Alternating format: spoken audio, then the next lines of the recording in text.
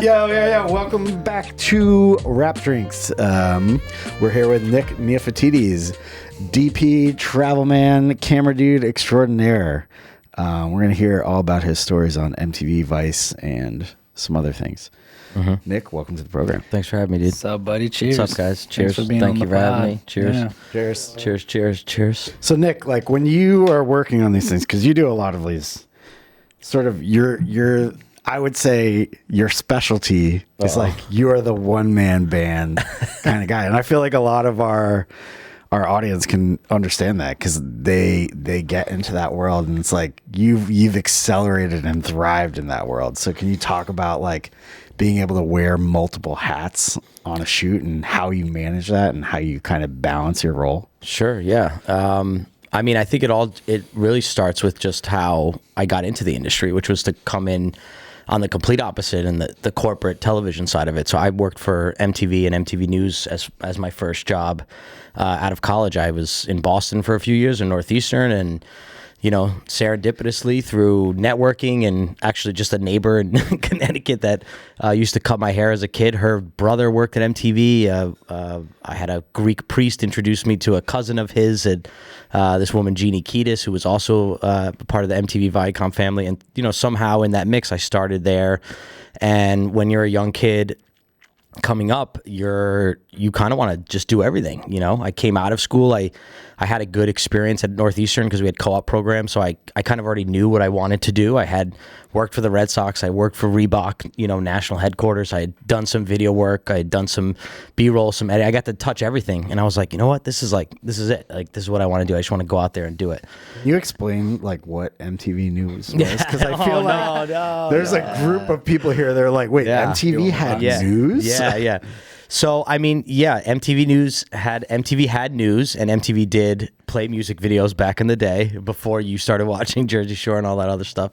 And we had an incredible news department. We had a news department that during that time in the late 90s and when I was there in the early 2000s and even a little before that and after that, I mean, they were at the forefront of pop culture. They were before the internet, not before the internet, I should say. Yes, before the internet, and also during those times when we were transitioning to more digital versus just television airing and television segments and, you know, news segments before TRL and the famous 10 to the hour every hour with the, you know, the spinning news wheel. And who's the guy that did that? There was a ton. I mean, I was like lucky enough to work with at MTV News because I like vaguely remember. like gray hair. Yeah. Well, there's Kurt Loder is probably the most legendary. Yeah, for sure. So I got a chance to work with Kurt towards the end of his time at MTV News. There was John Norris. There was Sway Calloway, Suchin Pak, Gideon Yeager was all like during my sort of bread and butter there. So, MTV News was. I mean, it was the place to hear about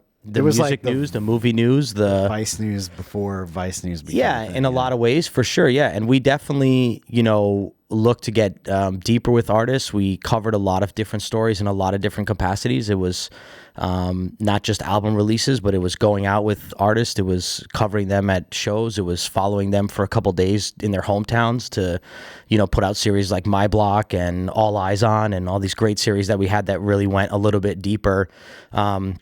With the artists, with the music, in the studios, like, you know, all that stuff. So I just built this amazing foundation at that place that I owe, like, this sort of, you know, multi-tool of jobs that I'm able to do now. And that started with being in production management at MTV News. So, like, my first job, I was the executive assistant to the senior vice president of production management for MTV News and Doc. So everything like True Life and all those like great doc shows that they had, Cribs, True Life, Made, everything MTV News. The camera equipment closet was mine. So I ran like all these, you know, old DV, Sony PDF 150s and DVX 100As and Bs. And so you didn't even have to have your own stuff. Like that was... No, I had a closet of stuff. Yeah, I had literally an entire closet of audio gear, lighting gear, camera gear that...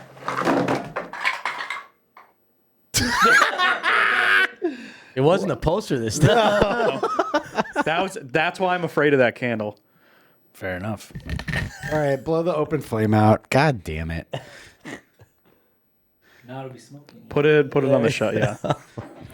Did you make a wish? Oh, man. What's funny is that this is Nick's prop phone. That's my phone. Yeah, the phone prop. Yeah, there you go. Just touching the Emmy with a And that's how we do art fine. department here. Yeah. So Talking about the camera closet. right. So the camera closet at MTV News was really like, that was the first place I started being an executive assistant and being in production management, being the behind the scenes at like the core base level. Like, you know, I moved in thinking I was going to be a camera guy, a director, a producer. I had no idea. And I just wanted to get my first job. I got my first job in this position, and it was in a department I didn't even know existed, which was like line producers, you know, production managers, accountants. Like, I learned live television, TV series, you know, all of this stuff from a production management window first. And I think that really was like a huge just eye opener in like how this all goes down.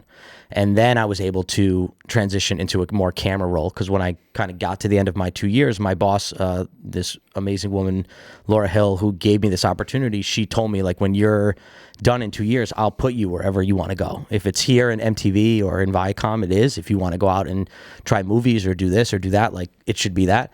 So she was awesome. And I just was so drawn to what MTV News was doing. I was so drawn to the people that were up there. I just thought it was innovative. It was fun. Everybody was like able to do everything. You know, when I got up there, it was like, not only was I a DP and a camera guy running around, but I would help produce, write scripts, daily news scripts. I'd be sitting in the editing myself.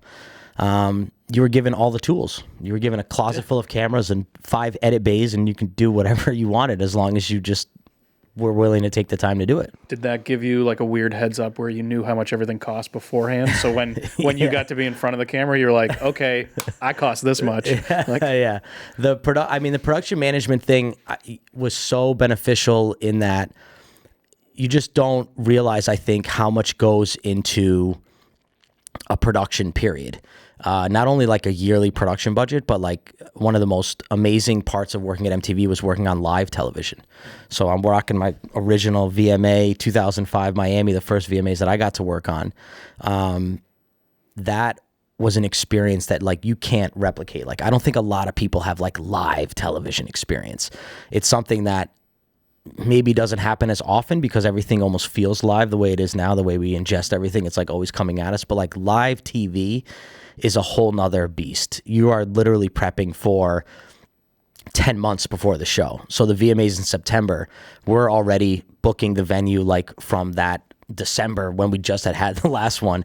And then you're prepping that whole year, just getting everything ready, doing scouts, going to locations, checking out the venues, the security, in Miami, we had yachts pulling up to the red carpet. Like, so we had celebrities like popping off of yachts that had to be, someone has to police these yachts. Like, we can't just have a free fall of yachts coming in, you know what I mean?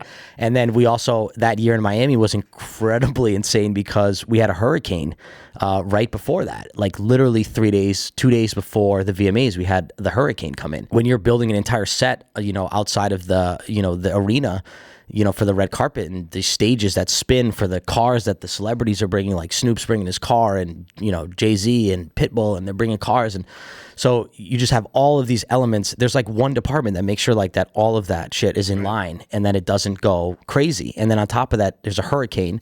So now you're spending 12 hours literally buckling down your set so they don't blow away. You're on the water, right? Yeah. You're waterside here. And we're just spending all day like locking down the set, leaving the set as like, I remember leaving with like one of the executives from MTV News. I was in the car with him, like just driving back to the hotel and seeing like a stop sign roll across the front of me from this hurricane coming in. I'm like, oh, like this is real. Like we're so we're like back in the hotel. Like now there's nothing to do but drink. So everybody's just at the hotel, like drinking. The ceiling is dripping water. We're in the middle of Miami, like hoping that this hurricane doesn't blow our entire $1 million set like into the ocean so we can come back and do the show. And we made it through the next morning, and we're literally like running around. And I remember like just like running and just putting down planters and whatever I had to do at that moment to help, get the thing, and then changing and going and like working next to the stage manager as a production management person to just help guide, the artists and celebrities in. And yeah, so it was just a very surreal time when you're learning and at the same time just being trusted to be thrown into the fire constantly. That was something that we all really got a taste at MTV. You don't have time to think of whether or not it's your job. You just got to help get it done. Yeah, you just got to help get it done. You just got to, especially live TV, you have to be prepared to get it done in a very minute amount of time. Like you're literally, when you're live, like the truck live and everybody's live and headphones are live and mics are live and anything goes, you have to be able to like move and transition. And that feeling, I think that of like, oh my God, like once you're live, you just know there's nothing you can do. You're like, you're in the moment. That's it. And it's like, you're just trying to get through the segments, the time segments, when your breaks are, you're following your schedule, you're following your whole rundown, and you're just following along. And I've done that from the floor. I've done that from a floor producing perspective. I've been in the truck to do stuff like that. And yeah, that is also another, just one of those things where like, I just don't think I would have experienced that anywhere else. So I just feel so lucky that I started my career in a place like MTV News that just gave me full reign to, like, if I wanted to try to do it, if I wanted to tell a story, if I wanted to write a blog, shoot a news piece, go around, do whatever, it was like, yeah, cool, go do it. You know what I mean? We also have to do all these things, but like, yeah, do whatever, you know what I mean? And no one ever said no. I don't think anyone ever said no. It's like a real awesome, group of young people, dreamers, hustlers, and all that. The amount of planning you're doing for these events, like the VMAs and stuff, like they're planning this for 10 months, but then like, isn't there always just like, you're like, oh, Jay-Z is going to pull up in his limo, and then like 20 minutes before, you're like, he's landing in a seaplane now. Yeah. Totally. I mean, it's just, you have to, there's nothing you have to prepare. You can't prepare for any of it. It just happens. And celebrities are, not exactly always poignant people. They're running around doing stuff from one place to another. So you're constantly running into those, those hiccups like of just time. But yeah, you just kind of learn as you go to just kind of move through. Like the directors in the truck are like so on point. The people working behind them are so on point. Like they just know. It's like, it was so amazing to watch the machine like all click together. Like what happens for a 1 hour show, and how all of these pieces and all of these wires and all of these cameras just get to go, and someone hits the button and like, boom, like everybody in the entire world is watching what you're doing. And if something goes wrong, they're going to watch that too. And then you have to be able, there wasn't usually, we didn't run like a long, I don't think MTV really even ran a delayed show until maybe like the Kanye thing and like some after these points. I think for the most part, it was pretty close to live. Maybe now they're, or have been, I don't know. But yeah. 5 minute delay. Yeah, exactly.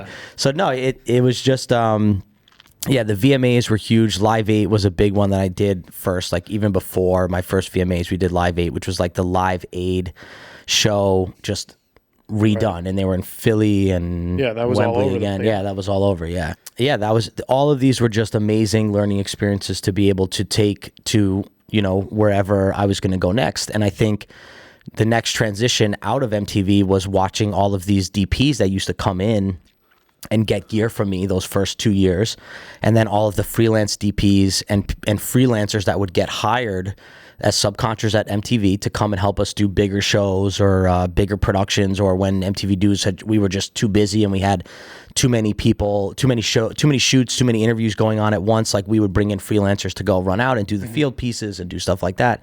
And it was awesome because I got to meet so many of those guys and learn from all of the freelance DPs and editors and people that used to come into MTV and work. And at some point I said to myself, like, I really want to do that. Like MTV was kind of transitioning. It was fully digital at this point. I think for the most part, it was a little bit of TV stuff still going in every now and then, but we had kind of slowed down on the bigger specials and stuff, that I was lucky to work on. And we transitioned more to the digital side, and it was fine, but I didn't really see the future as like, it looked like it was changing to me. And I was like, and a lot of the people that I worked with that I really respected, who were mentors to me and brought me up during that time at MTV, those first 6 years, were also leaving. They were going to places like Vice. They were going to places like HBO. They were going to these other digital companies that were now growing and needed good video smart people to come and create this content for them. And we had just some of the most brilliant people at MTV News. So as those guys started leaving, as those women started leaving, I was like, oh man, like, everyone's kind of like dipping, and should I go? Should I stay? it was like a terrible time in 2010. Like the economy was crashing. Right. So I got my parents, in my ear, like, where are you gonna go? You got a job now. And it's like, yeah, but How do you think you made that switch from like being the guy that's just in charge of the equipment to like having the eye and the comfort level to say, well, now I'm behind the camera and I'm going to control what it like.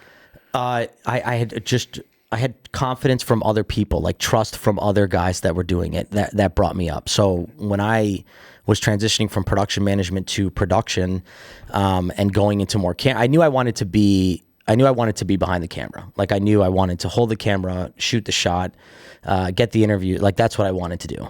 And so I very early on in the process, even when I was just doing the closet, I was always asking the DPs and the producers who were coming down from MTV, like, yo, can I come with you? Can I come on the shoot with you? Can I come on the shoot with you? And my boss was very open to, as long as I had like her expense reports done and like the clerical stuff done and the contact sheets ready, like you could go. Mm-hmm. So I was just on top of it. I just made sure I was on top of everything she needed, made sure the equipment closet was good. I like took the entire equipment closet, barcoded it. So I just tried to make everything my own so that I just knew that I had free time to do the stuff that I really wanted to do, which was to be in the field. And the transition was just getting the camera in my hand, being trusted, and then realizing like, okay, yeah, I got this. Now, if you ask me like how I know that I can frame up a shot or like, no, I have no idea. It's just time and experience. Yeah, sure. And learning the mistakes, being out in the field with great freelance DPs and guys on bigger shoots. Again, like you were given these opportunities to travel and do all these shows. So one of my first big shows, My Block VA, was this amazing series that was basically went back to hometowns of rappers and producers and brought sort of this history of what they were about and what their upbringing is and where their musical influence is, and seeing them in their hometowns and following them around in those areas. So in Virginia it was Timberland and Missy Elliott and the Neptunes and who am I forgetting? There's some big ones. Guar. Clips. And the Clips. Guar. Thank you. Yeah, thank you, John. And the Clips, right. So yeah, and it was just, so that was one of my first big shoots. I went out with two other guys, and they're much more experienced DPs than I were. Obviously, I was this young kid coming up, so I was the third camera. So there was kind of a lot of it wasn't high pressure camera work. It was like you're the third angle. Make sure you hit the record button. So I did not hit the record button once. That was a very you do that very once good. And you never do it again. Yeah. So everybody's done that. So we've all done that once. So my one-time story was basically that we're filming an interview with Pharrell at his high school, and I'm the third camera, so I'm supposed to be getting sort of like off-angle stuff or like from behind trees or like whatever I can get to like mix in with the interviews, like non-sync stuff. Well, for the first like 30 minutes of the interview, I was supposed to be just standing there and getting like the third angle, like full wide of everybody while these guys were cross shooting. And I don't know, dude. I just forgot to hit. You pushed it twice. Oh, yeah, man. that's what it was. Maybe I pushed it twice. Maybe I just got. I think it's also like, you probably weren't just doing that. You were like in the heat of the moment where you're like constantly running around. No, I was just doing that. My job was to just hit. Don't help him out. Don't help him out. I wish I could say like I was running around and setting lights and like, no, dude, I just had this camera in my hand. My job was to hit the record button, and I got nervous and I just didn't hit it. So now I have to admit to these guys, like, on the way out, like to Jason and Steve and my producer Joseph, and just kind of look at them and be like, yo, I fucked off. I forgot to hit the record button. Wait, so like, did you do it after, or did you do it like? Oh, so as soon as I realized that I hit it, but we were a good 20 minutes. Did you tell anyone when you were like, because I think like a big thing for this is like, if that happens, and it's like a moment where like, oh, I didn't hit the record button, and they started talking, and then I hit the record button. It's like, just own it. Be like, I didn't do it. Oh yeah, no, I owned it right away while the talent's there. Oh, right away. Because like if you wait until the talent leaves, that is a million times worse. Yeah. No, I owned up to my mistake like right away. Like I told them, they knew about it. It was what I got razzed about for the next duration of like years. 7 Still getting days. Yeah. So, but they, I got all the You're gonna production. get a text when this comes out. Remember that fucking time? Yeah. So no, they were. But I mean, again, like you asked me, like the confidence. It was from working with guys like that who could who can appreciate your mistakes and had been there before, and we're willing to teach you, to let you be a part of it still, to call you up and do freelance gigs like on the weekend. I mean, a big advantage of running the equipment closet is like all your freelance buddies want to come and grab the gear on the weekends too. A little side hustle. So there's always a little side hustle. There was always a little like, yeah, absolutely, I got these cameras available for you guys for shoot your indie on the weekend. Like, yeah, can I come and help you guys? Like, so it was a lot of that too. And again, just those kind of senior people that for me were mentors and also just believers in like, hey, this kid is a good dude. He's a hustler. He wants to learn. He's willing to learn. Like I was always willing to learn. You know what I mean? I was always all ears, like watching and trying to figure out what everyone did. So even when I was in school and even, like that first job was really like, as much as I learned doing it myself, I also learned from just watching like all these amazing people work. So I took all that and just ran with it. But MTV, again, like you can't top those experiences. The first 6-7 years of my career, like, I've traveled. It was definitely like the heyday of MTV in my mind. Yeah, we caught a really great wave of time and music and movies. Like there was just really good stuff coming out back then, I feel like. So I was going to ask if your next job after that was boring, but you went into something pretty interesting immediately after that. Yeah, I went into Vice. I mean, I don't know how do you guys want MTV stories? Like the best MTV stories is Mandela, probably. Sure. That's the best MTV story. Yeah, Yeah, I mean MTV. So MTV, as far as like just experiences at MTV, obviously being around music is probably for me like the greatest experience part that I could remember from MTV. So being a DP. At that time, being an editor, but mostly being the DP because that got you outside of the office, obviously, is the experiences, man. Like the experiences were just mind blowing. Like the amount of shows that I got to see, the amount of backstages that I got to walk around in, the amount of pits that I stood in to film, like, I just saw so much good music from a seat that like most people would never, ever have. And that I'm so appreciative of because it's like, it's awesome, dude. Like I'm at, Gillette Stadium, like in the pit filming Green Day. I'm in like, MSG filming Jay-Z. I'm like, I'm backstage. I think that's like why we all get into this is because these the crazy experiences, right? And and even from school, like I learned right away, like this is what I want to do because everything had like my first job at Reebok. I went to like Florida to film with Andy Roddick, like almost drowned in the water, like during the daytime, came back, film. Like it was just like this amazing, like, just experience. And I was like, man, I'm only an intern. Like this is awesome. Like this is definitely what I got to do. And once the traveling started, that was the oh shit moment. Like this is what I want to do. Like falling into news and docs was like amazing. Cause again, I had this opportunity when I was leaving production management. Like I could have gone into films. I could have started maybe like a union career. I could have, started on that path, but I just saw so much variance in the things that you could cover and experience from a news and documentaries perspective. And at that time, it wasn't like everybody was making a documentary. Like it was a little bit more spaced out, I think, of like that type of the documentary genre, I think had not really like vamped up the way it is now where there's like so many documentaries come out and it's awesome. But back then, there was a little bit more, I think, purpose and drive behind what you were covering. And for us as a news organization, we were obviously news, on top of music and movies and the pop culture stuff. So TV really started reality. Yeah, with the real world and like all that because it's like low budget, it's easy to shoot. Yeah, it's cheap. So like that didn't exist. So you going around and making like micro docs and mini docs, it was just the news. It was like the news is doing that, and they're doing that in a very specific way. Right. Or it was MTV. Yeah. That network has the network behind it too, so it's going to put you in these weird situations. Totally. Yeah. And I had, along with the daily news stuff of just, the interviews and the interactions with, the musicians and the artists, like I said, the travel, when that kicked in, I realized like this is really awesome. And not just obviously all the domestic travel, seeing the United States, following artists, like being in the studio with Lil Wayne and Timberland and well, these amazing hip hop artists that I really enjoyed because I did fall like also very much into the hip hop scene at that time.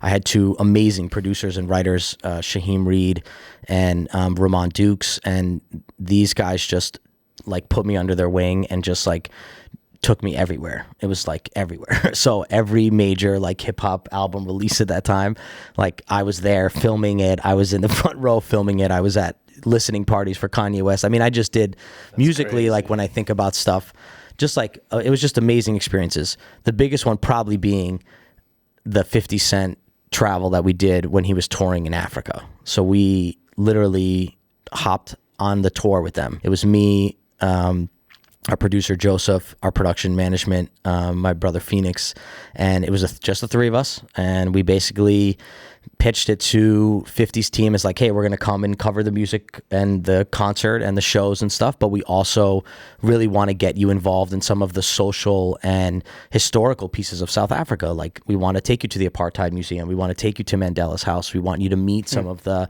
family of his and let them introduce you to South Africa, and talk about some of these things in these sort of like 5-part mini documentary series that we were going to build out of it, of the shows and of our experiences driving around and taking 50 and Tony Yayo and Lloyd Banks and the G Unit guys around South Africa. So, yeah, it's wild. You're like, what? Yeah. So this is what we're doing. So, you're like packing up cameras to go, on tour basically with 50 Cent. And at this time he had just gotten, I think, like there was someone jumped on stage and robbed his chain in Angola. So we literally caught up with them like right after that. So everybody was talking about what was going on with 50 Cent in Africa, and then all of a sudden we're like there. And it's a very tight-knit crew that he's brought, tight-knit in like maybe like 30 people. That includes like security, management, whatever. So they were just flying around private. So now I'm like not only experiencing this whole thing, but I'm also just on a private jet, like flopping around like Africa with 50 Cent, like just drinking whiskey. And I don't know, it was all very surreal stuff. But, being there was incredible because that was my first time in South Africa. I've been back and have filmed documentaries there like 3 times now. I absolutely love South Africa. It's like one of the most incredible places you could ever visit or go to. And I got sort of the most insane story ever because we are taking 50 around to all these spots. We had a day where we were just like really hitting like the big ones. We went to the Apartheid Museum. We went to Mandela's original house where he was born. And then on the way back, we had our tour guide was one of Nelson Mandela's nephews. And he was bringing us around while we were filming this tour. Now, I'm the only camera guy. Like, it's me, like with a DVX 100B or whatever at that time. So I'm loading and keeping track of my own tapes, like pile of tape. Yeah, boxes of tapes, duct tape, like gaff taping them, labeling, like having to put them in like a treasure, like because you don't, these when these are gone, there's no like backing them up. I haven't digitized them to anything. They're not on a hard drive. Like I just have a tape. Like at that time, I was nervous to even put tapes like through the X-ray machines at airports because I was like, this is gonna buck up my tapes. And that turns out that's not the case. So here I am running around like Africa. It's like you're nonstop. You're like I'm just constantly just trying to. You always have to be sharp, because you're by yourself. Joseph and Phoenix are doing everything that they got to do to keep us safe. And like I'm coming out of airports where they know 50 Cent is going to be there, and I'm walking out of airport and there's like literally like 500 people outside this airport, and a South African airport in Tanzania, the Tanzanian airport, is not exactly like an LGA or JFK. It's like you kind of just walk out the doors.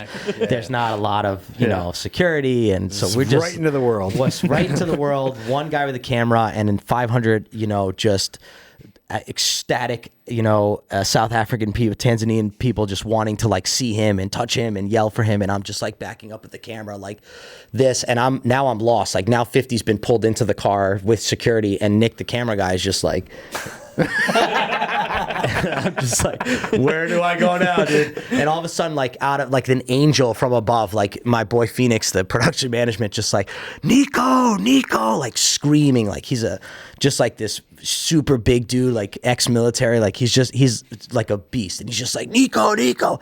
I hear him and I'm like, holy shit, and I'm just like booking now to get to him to get in the car. And so now we're just caravanning, and it's constantly caravanning of just like 10, 15, 20 cars, like caravanning constantly. I also learned the hard way to like never stick a camera out of a window in certain parts of the world because they could think that it's a gun. So I learned that the hard way because our car kind of got like side swiped to like sort of like as a defense mechanism. Wow. And the driver's like, put your camera down. I was like, whoop. And he was like, and the guy who kind of like pushed us off the road pulls up next to us and he goes, sorry. He's like, he basically motioned to me like, sorry, I thought you had a gun. Wow. And I was like, no, Different I type like of lifted it shooting, up again. I'm like, camera. I go like this. He's like, and I'm like, dude, you almost threw us off the road. Like, what do you mean? Yeah. It was just like, yeah, no problem. Sorry, man. I'm like, yeah, no problem. So, just moments like that. But the 50 thing, so like I was saying, we're caravanning around. And on the end of this day, it's just been a long day. We're tired. And they're just like, hey, we're going to do one more stop. We're stopping at Mudabi's house. So we hear this, and it's the tribal, I don't want to be mistaken, but it's like his family name, Nelson Mandela's family name or tribal name, I guess would be the translation. And we didn't pick up on that. We just thought we were going to the gentleman who was guiding us around all day. We were going back to his house. Mm-hmm. Well, we were going back to his house, but on our way in, they were like, hey, listen, let's just make this light. It's the last thing of the day. Like, we'll just take Nick in. So Joseph and Phoenix were like, yeah, sure. Like, all right, fine. Just take Nick in. Like, Joseph's giving me directions, like get some stand-ups, make him like do a couple intros outside the house so we can have some stuff to like sort of play to the whole day. And so I'm going in, I'm getting him to do some host reads. I'm just having him like read stuff back to camera to me. Just give us like all the bits that we need, the bites, like, all the drops that we need to promote it later on, just stuff like that. And this is 50 Cent you're directing. Me and 50, yeah. Yeah. So next thing I know, someone's like, hey, come in to the house. So 50 stays back. He's talking to someone. I walk into the house. I take about like 100 steps in, and the guy's like, oh yeah, right there in the living room. And I kind of take this right-hand turn, and camera's down on my side. And there's like this old dude with like a newspaper like up here, like by his face. Like I can't see who it is. And then as I like turn and he hears me enter the room, he puts the newspaper down. And I look and I'm like, I think that's Nelson Mandela, bro. I'm stuck in time, okay? Because this is like, it's like Jesus, Mandela. Like, there's not a lot of like public figures that you can like. This guy is, this is Nelson Mandela, man. And I'm looking at him, and I'm like, I'm almost positive I'm looking at him. My cameras, I'm frozen. I'm literally frozen. I'm not even kidding. Until someone like came he tapped me. The guy came back down the hall, and then I hear 50 coming down. He taps me, and he goes like, oh, please, no, go greet him. So I walk in the living room, and I shake Nelson Mandela's hand, and I'm like, it's such an honor to meet you, sir. And at this time, he was, a little bit older, so he's, saying yes and giving me the head nod. And then it clicks in my head because I have a camera in my hand. I'm like, oh my God, I gotta get this. Like, this is gonna happen right now. And if I'm not, if I'm not up and ready, like, so now you're scrambling to think like, hit the record button. Well, hit the record button, right? Hit the record button. How full is my DV tape? Like, just you have my battery. Like, so I'm now clicked over, and I'm in cameraman mode, and I get it. I get 50 coming in, the team that came in with him, like introducing themselves, shaking his hand, meeting him. I have this like amazing shot of them all just like taking photos. I think everyone was kind of just like, what just happened? Now, unbeknownst to me, the guys outside are starting to put together the pieces of what's happening. They're pissed because they're like, right, we just missed an opportunity to go inside and meet Nelson Mandela because we didn't know what was happening, really. Like, so I come out with just this grin from like here to here, and they're just like locked up. Like, so my producer Joseph got me this shirt down in South Africa as like a thank you, but also as a like I'll never forgive you for going in. And again, we just didn't know what was happening, and I think that's so great about what we do. Is so many times you go in and you don't know what's going to happen. Did anyone did 50 know? Like nobody. No, knew. I don't even think 50 picked up on it. I'm not even sure. Maybe after the fact he put 2 and 2 together. I mean, I put it together as soon as I saw him. I was like, oh my God, what just happened? So like, when 50 met him, he didn't know it was Nelson Mandela, or he like kind of maybe? Yeah, no, I think he did. I think, of course. I think he knows who Nelson Mandela is. It's crazy to think that, like, because the three of you were producing it. The three of us were running around for a week in 3 different, between Johannesburg and Tanzania. But to produce your way into a house that you don't even know what it is, right, is crazy. Yeah, I mean, that. There was a lot of times in my career where it was just like that. There's only room for Nick. Just send Nick in, and it was just me and the camera. You know what I mean? And especially at MTV News, it was trusted to be like, you're the camera guy, you're the Right. producer, you go do the questions and the interview and all that stuff. But, you know, that was just, you know, again, I walked out and I was like, I'm so sorry that you guys didn't get to come to that. Like, that was amazing, you know? And I'm like calling my dad on the BlackBerry, like, you won't believe, like, well, so, you know, that, I think that experience, that sort of, that travel, that running around, I mean, we went down into like platinum mines and did these, we were on this small little like Cessna, you know, and that also started like this sort of career event of like flying with celebrities or getting caught in very small planes with celebrities, and just thinking to myself, like, if this thing goes down, it's going to be like Snoop Dogg and MTV camera guy. Like, it's not, I'm not even going to like, I'm not like, if this plane, I'm like getting no credit. I'm just going to be the camera guy. Like, Camera op. well, yeah, some op, some, you know, Viacom employee or whatever. Yeah, 'Cause we were on small planes. Like in Africa, we did one Cessna that was super tiny on our way to the platinum mine. And that was me, the producer, Joseph, and 50. And I have these great photos from inside the plane of the three of us, just like, you know, like cargo in this little Cessna to land at these platinum mines. And then we went all the way down into the platinum mines, and you're filming in there. And again, it's just you. That's another thing, I think, where I just kept building confidence and getting more and more confident in what I was doing, is because people were coming home and cutting news pieces from just the stuff that was coming off of my camera. Right. I was the only camera guy. A lot of times, many times we were multiple camera guys and we did multi-camera stuff, and it was great. But so many times you're by yourself. So many times you're by yourself, not only shooting, but coming back and having to edit and own your footage. So that's really also like a big part of those early days. Like, I had to own my footage. If I didn't get what I needed, I couldn't cut my own segment. Right. I couldn't cut my own news piece. I couldn't script to it. Like, you have to be. But so after you do a couple, like, hey, I like the first one I did, I never got a shot of the house we went into. Totally. Yeah. So now next time you always know you need to get. You start thinking like an editor at that point. Were you editing before you started shooting, or did you start shooting and then you were editing your stuff? So I had editing experience from college, because I took like Avid course in college. Like, my professor, this guy Sam Lodoff, who was like an amazing professor, always treated the classroom as like real world experience. Like, he treated the studio as like, you have to operate in here as they do out there, because that's the only way you're going to learn. And he was an Avid tester, and so he had a relationship with them. So we had great Avid systems in our school, so I got to learn to edit there. But I really started to edit when I got up to the news department. That was when I got the chance again to like sit next to amazing editors, to work on my own stuff, to work on other people's stuff. And I was trusted to do that, and I always wanted to do that. Even my internships, I asked to edit and stuff. So I liked the idea of storytelling. I love the idea of news and storytelling and documentaries, and I just loved being in this creative space, whether it was as an editor or as a production manager or as a producer, as we recently did this summer.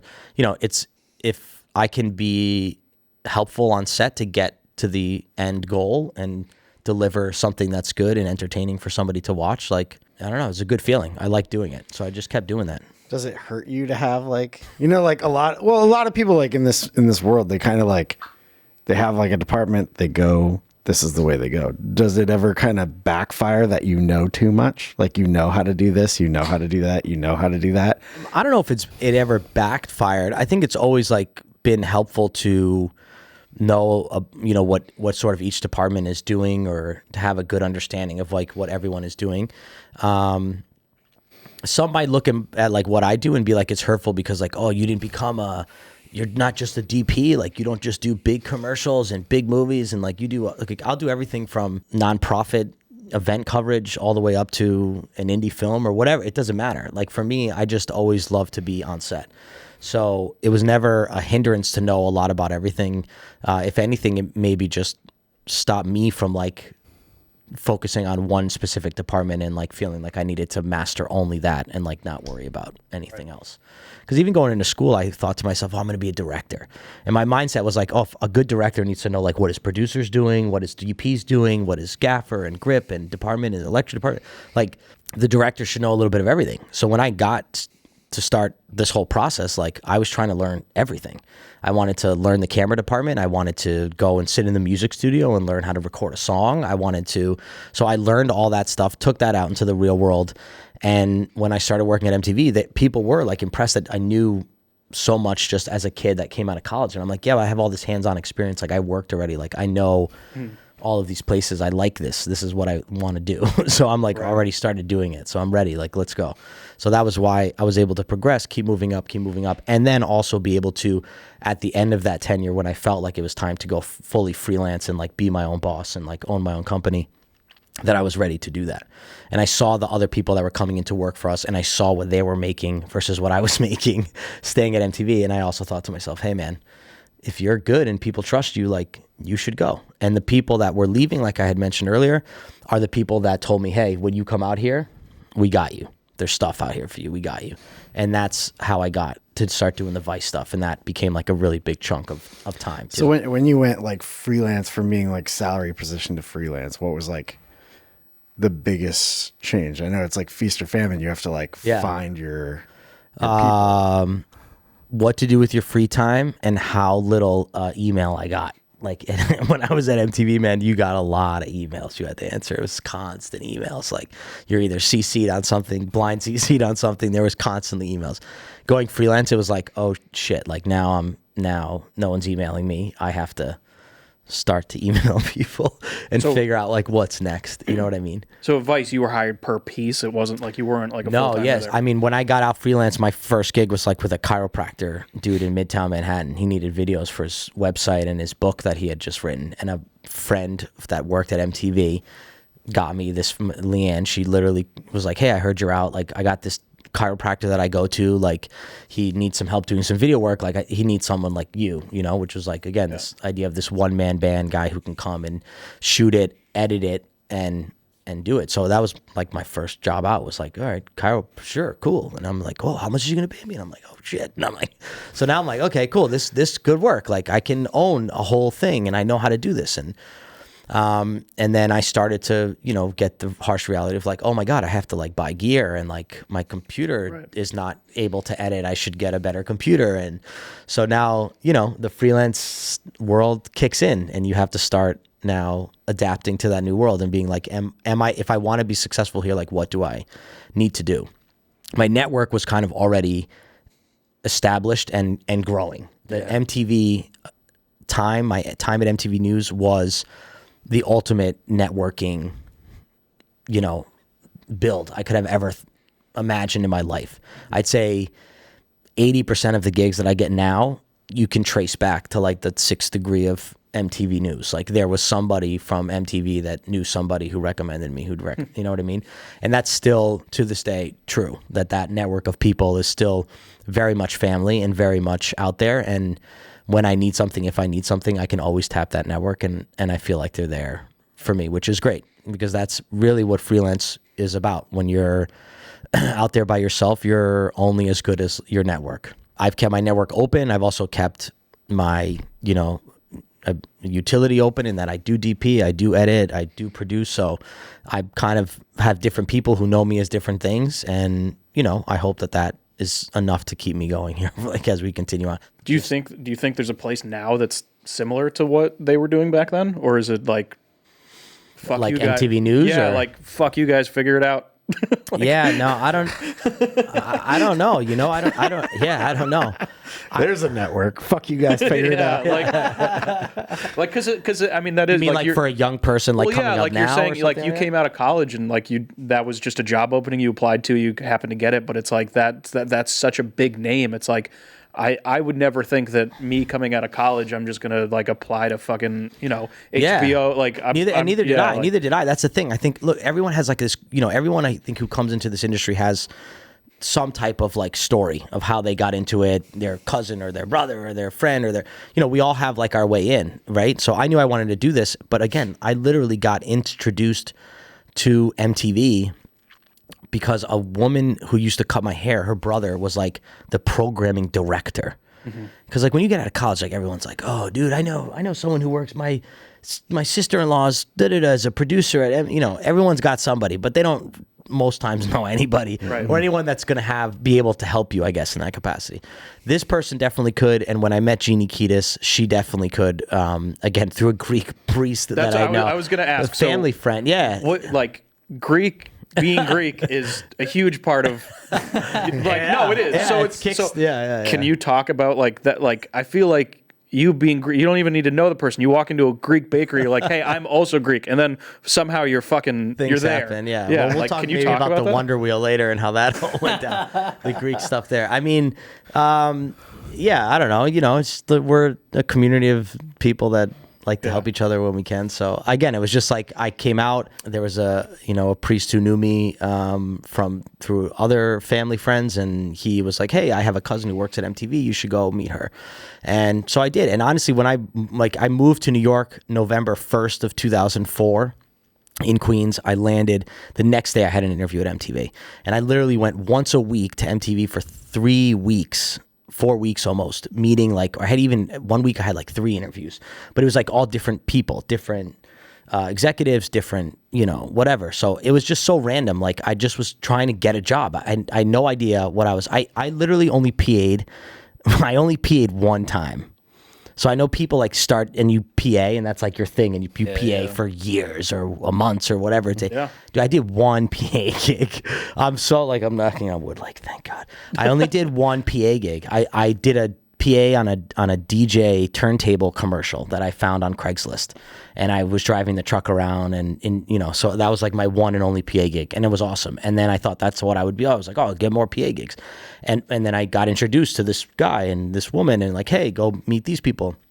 It was interview after interview after interview, and this is kind of a sad story, but the job position that I took on was actually a young man by the name of Doug who actually passed away in a car accident, and they filled his position with me. So my first job at MTV was amazing, but also everyone hated me the first 2 weeks, because I was the guy who took the job of this kid who had passed away, who everybody loved and who everyone talked great about. And they know you didn't do it. No, no, I know. It's just a very, that's a tough situation. Yeah, these are the opportunities that were presented. I had a choice. I was damn, is this should I take? And then I'm thinking to myself, yeah, you should. This is the way the opportunity came up. And it's the people who know me from, I have one of my great friends from that time. She was the hardest on me. She just really busted my balls about taking and sitting. I didn't want to sit at the kid's desk. I sat somewhere else for a while, until my boss was look, I need you sitting here. This is across from my desk, so I can call you when I need you, so we can, So eventually I had to move to his desk. So again, all the stories everyone's story is different. I had all these interviews at MTV, and then the first opportunity I had to have a job was, unfortunately, through this experience or this circumstance. And I'm glad I said yes, and I'm glad that everyone there came around and opened their arms and their minds to me, and were cool, this kid's gonna be good, he wants to do good here, and so that was it. It was just this little transitional period where it was you're the guy who took the job, you know what I mean? And then once that passed, it was family. Yeah, I mean, if you said no because you felt bad about that, somebody else would have said yes. It's not and the opportunity would have been gone. So I had these things happen sort of, serendipitously with the interviews and the people and the going back and forth, and then, helping these people for a week get ready for this tsunami special that they were doing, because there was a bunch of tsunamis in Indonesia and a couple other places in the Philippines, I think, and it was just very. They were sending teams out to cover these tsunamis that were happening, and so in that process, they needed a PA. I kind of PA'd for them, helped get them prepared for the shoot, and then that's how they were okay, this kid's good. He should maybe take this position that we really need filled, because there's a lot of camera gear, and Laura needs her assistant, and so I'm grateful that I guess was brave enough to say yes. Even though I was scared to be that dude, but I took it, and after that, it was just it was great. It was great. I PA'd for one day too. One day, that's it. Yeah, one day PAs. when I came to New York and I got a job PAing, and it was they were all right, you got to lock up this block, can't let anyone through. Yeah.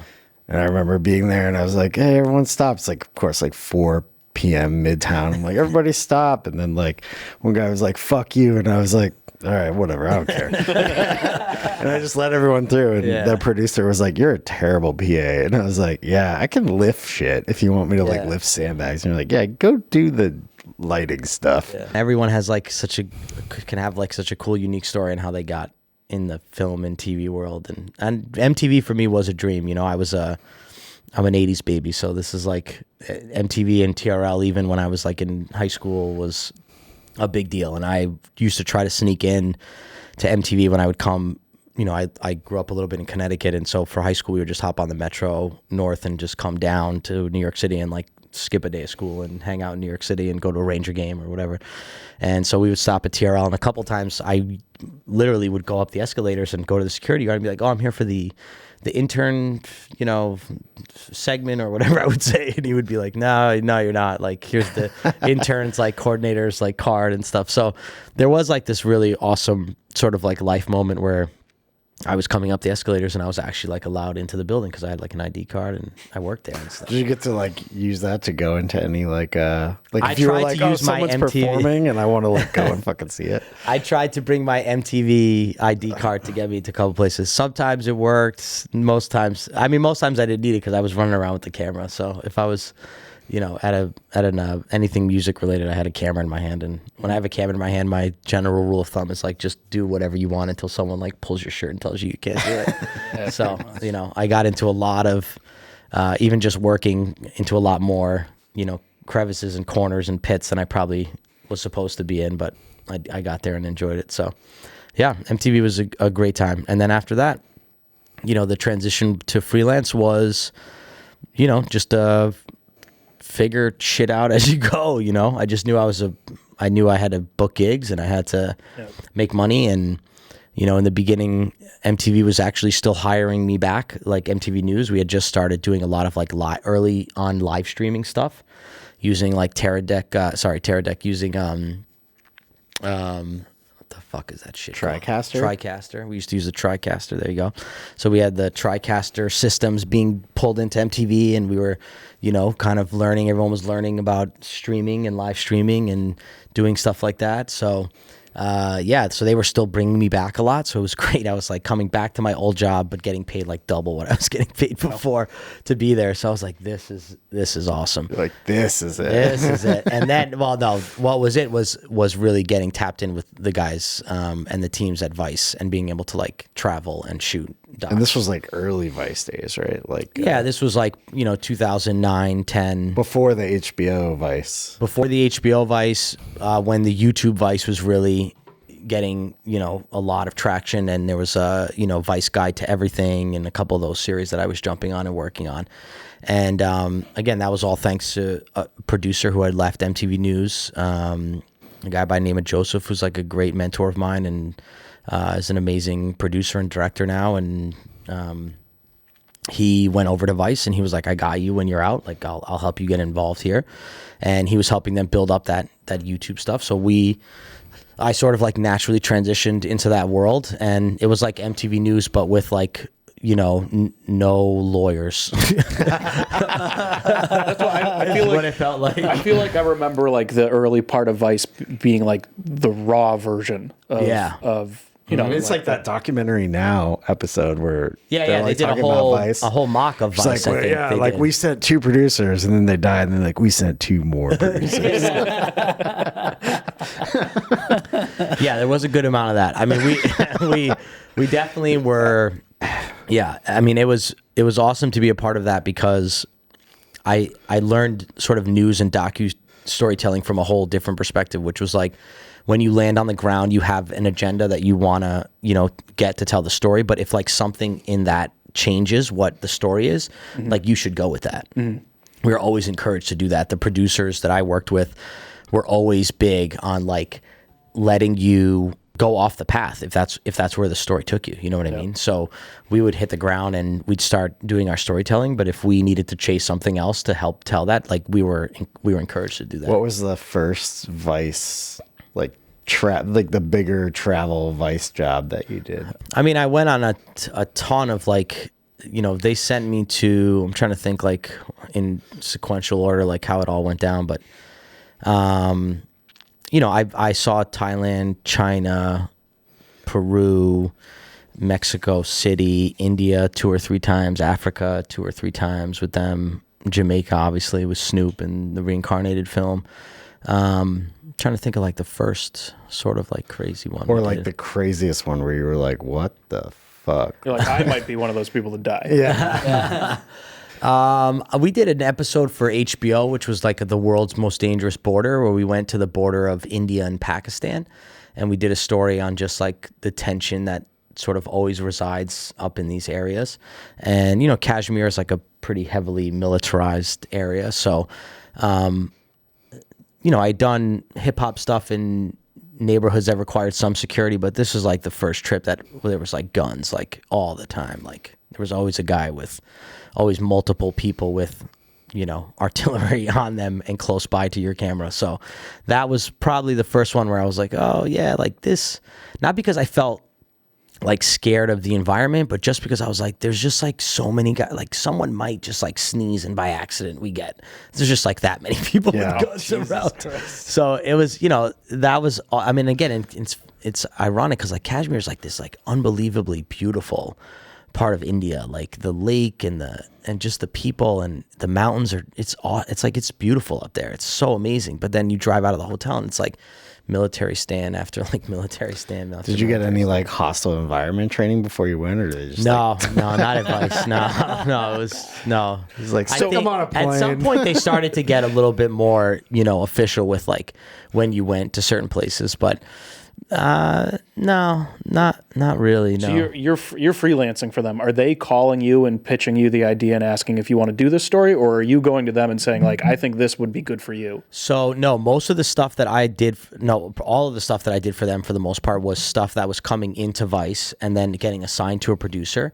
And a lot of times, depending on what producer it was, I would get a call from the producer specifically. So I had about a handful of producers that I knew very well that would call me, you know, and think of me for a certain shoot, depending on what even like the context of the shoot was, or knowing where I had been or what visa I had already. Like that was a big one. If you're already cleared for India, you're going to be one of the go-to guys to go, because getting a visa to China or India takes a little bit longer. So you're already sort of like rostered into those countries. And so that's, you know, it was just a lot of like producers trusting me, working with me, liking to be in the field with me. And that's how I sort of like progressed. So it was, you know, it was constantly random. I mean, again, my buddy Joseph was the big one who pulled me in and who called me for Reincarnated and thought of me for that, specifically for that project. So that's how I got pulled into that project and that film. And then the other ones were, just episodic. They were the shows, the series were, you know, all over the place. So we were constantly going everywhere to film. So it was just whatever they needed. If you were available and you were on the production management or producer's roster, they just called you by, you know, by availability basically. So, and I was always available and always willing to travel. So I loved it. I would go back to back to back to back, like nonstop. Like I'd be gone for a whole month. And I'm already in India. I'll do that. Yeah, for sure. Yeah, for sure. I was in Greece one time. They called me and they needed something in Italy. I was on vacation, like visiting family, and they were like, we need you. And I happened to have my camera gear because I was filming for a camp in Greece. So they were like, oh, we need someone in Milan. Can you go to Milan like at the end of your trip? And I'm like, yeah, just pay the kill fee on the flight and like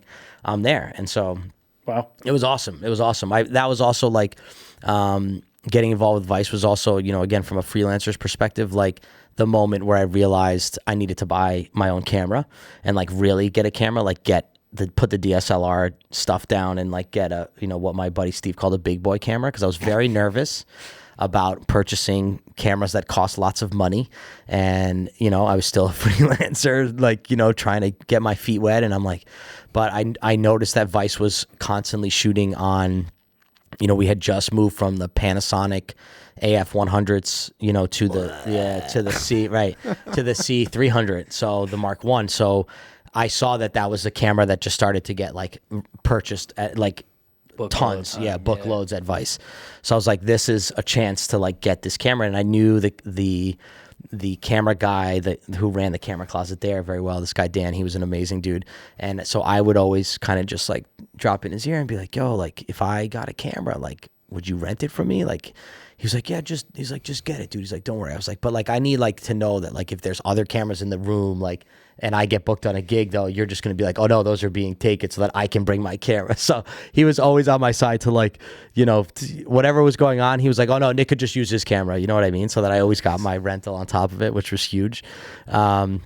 And yeah, I remember just being really nervous to buy the camera, and I called my buddy Steve, who was a DP who I worked with, he was a DP of Cake Boss for a really long time and a lot of other big shows on TV. And I was just, you know, scared. And I was like, hey bro, I was like, I'm thinking about doing this. And he's like, let me ask you a question. Do you want to be a big boy? And I was like, yeah. Yeah, Steve, like, yeah, I want to be a big boy, man. He's like, then go buy yourself a big boy camera. And I was like, all right, I'm gonna go buy a big boy camera. And so yeah, once you buy your first camera, I think you realize the value of having your own gear. Right. And it definitely makes life a lot easier because you obviously can now pick up from your home office and go with what you have and make a gig work. And so that was also like life changing, like getting to Vice, realizing I had a camera that I could rent to them, using that camera constantly. For people. But it's a smart move on your part, because I feel like a lot of people are like, oh, I'm going to buy the camera, and then when I buy the camera, then I become the camera guy, you know. And instead, like, you went to the rental house internally of Vice and was like, what camera are you buying? Right. And bought that camera, and then it's like, well, Nick's the guy with the camera. So Right. Yeah, I think I just wanted to be ready to go for them at any point. You know, I was shooting so often for them, it just made sense for at that time. So I was going to say for people that are scared to make that jump, like, yeah, how long do you think it took you to pay that off? Oh, to pay it off? I mean, I Canon to this day I think still does all these great like zero interest, 24-month deals, 2 years or whatever it is.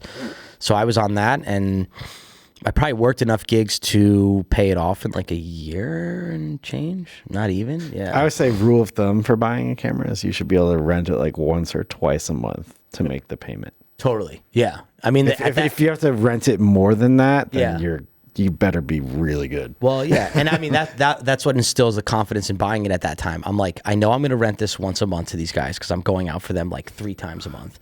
I'm like, I know the payment is a one rental, basically a rental and a half. So I'm like, I can do this. Like, this can get paid. Like, and I don't even have to worry about it.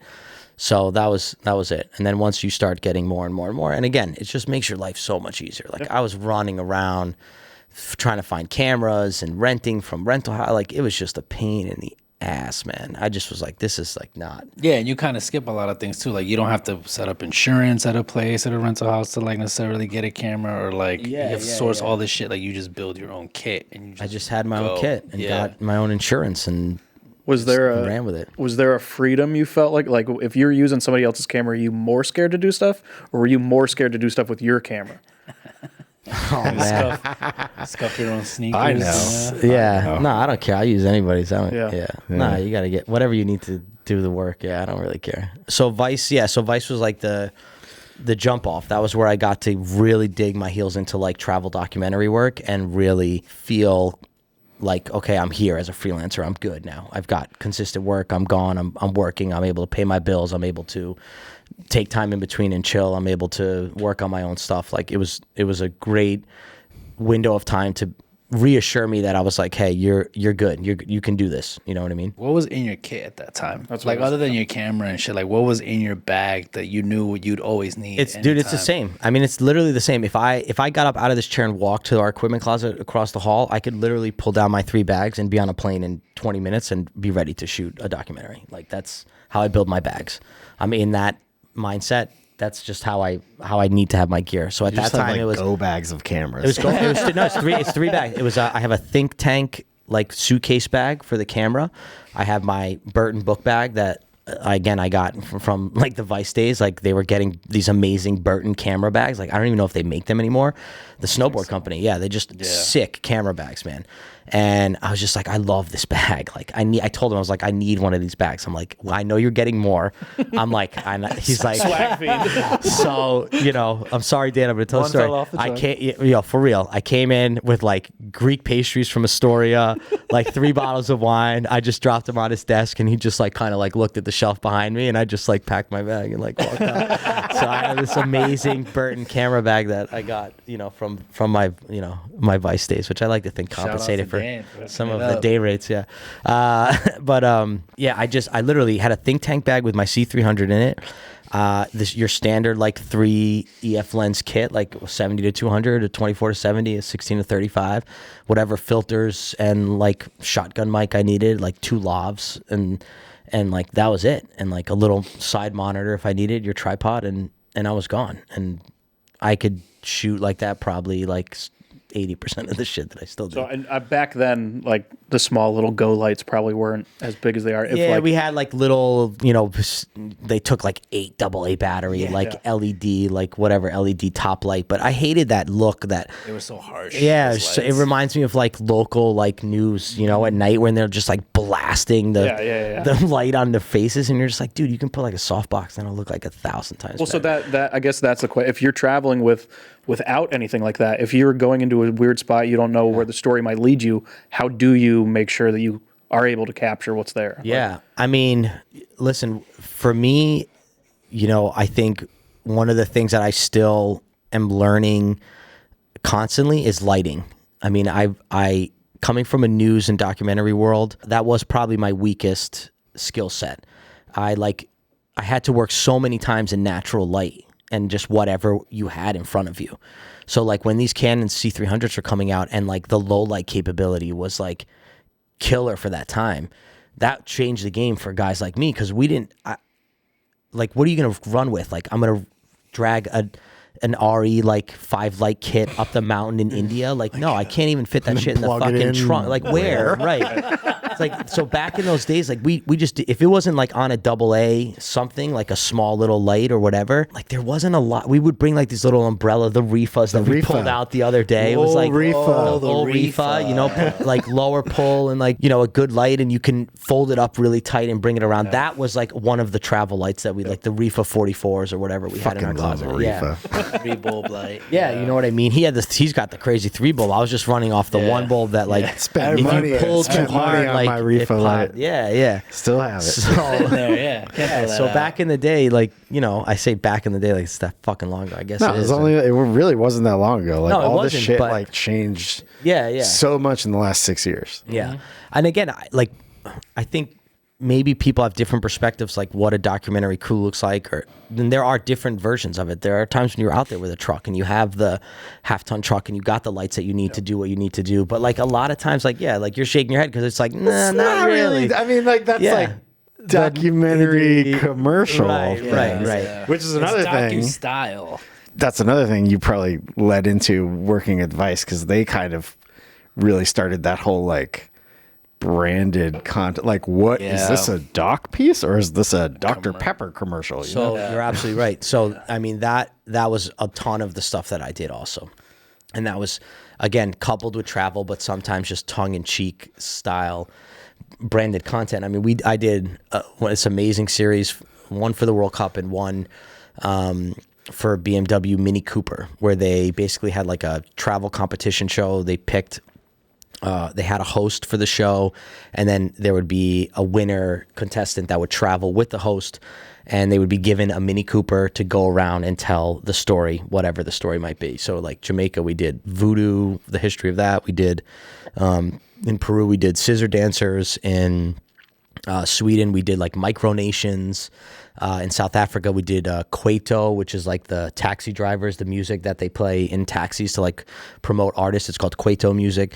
So we did all these like really awesome docs, and then just mixed in, the branded content part of it, which, I guess started to happen more in like even movies. They started to really do more ad placing stuff. And so Vice kind of had this real niche of like being able to grab, brands and companies and incorporate them into the Vice style. Like how many times after even Vice, or like during the time that I was working with Vice, that a producer would call me to book me for like a completely other gig and be like, I want it to look like Vice. Yeah, that was and I'm like, okay, sure, just send me out there with a camera, and we'll see what happens. I got my bags. I'm on the plane. Yeah, like I didn't. Sometimes I was just like, I don't know what the fuck that. Like I get it. Like I understood what it meant. I understood like the the tonal vibe of it. I understood what they were looking for, but to me that was just like what I did all those years. It was like go out there, shoot a story, get all the B-roll, get all the coverage, get the host reads, do the shots of the car that you have to get. You know, you have your lookbook of what you need to, you know, what angles of the car need to happen, what driving shots need to happen. Like we had at that time, we had these like crazy, you know, rigging. Like it was me and another camera girl, like my another DP, this woman Karen. She was amazing. It was me and Karen, the producers, the brand team, but like we were still, as far as like the people who were doing the actual production, we were 2 people. Yeah. You know what I mean? And 1 like local PA. So anytime I went out in the field with like do advice, I was like, okay, then so just rent us a car in that location and the 2 of us will fly down and we'll just shoot it and get everything that you want it to be, I guess. If they ever get it back and be like, oh, I guess this is what Vice looks like, or No one ever complained to me. I don't know. I was like, yes, they were. I was happy really with it. shittily like Stefan does, trying to segue into this great Mini Cooper BMW story that you have, but I just fucking balked on it. There you go, Stefan. It just seems like that was their way of trying to get somebody else to pay for their stuff without them having to front the money. Yeah, for sure, for sure. And they were, you know, from a production like standpoint, they were like awesome trips to go on. Man. You got, you know, you stayed at great places. You got taken care of. I mean, but you know, there was still a very documentary feel to them because it was still very small crews. It was done in a very kind of like Vice way. Like the Peru thing we were just talking about, we were transitioning to was, you know, we had these 2 cars that would come with us on every location that we got to. The first day, the first country, like when we were in Japan, it didn't matter where we were. When we landed, the first thing we had to do was go to customs and pick up these cars.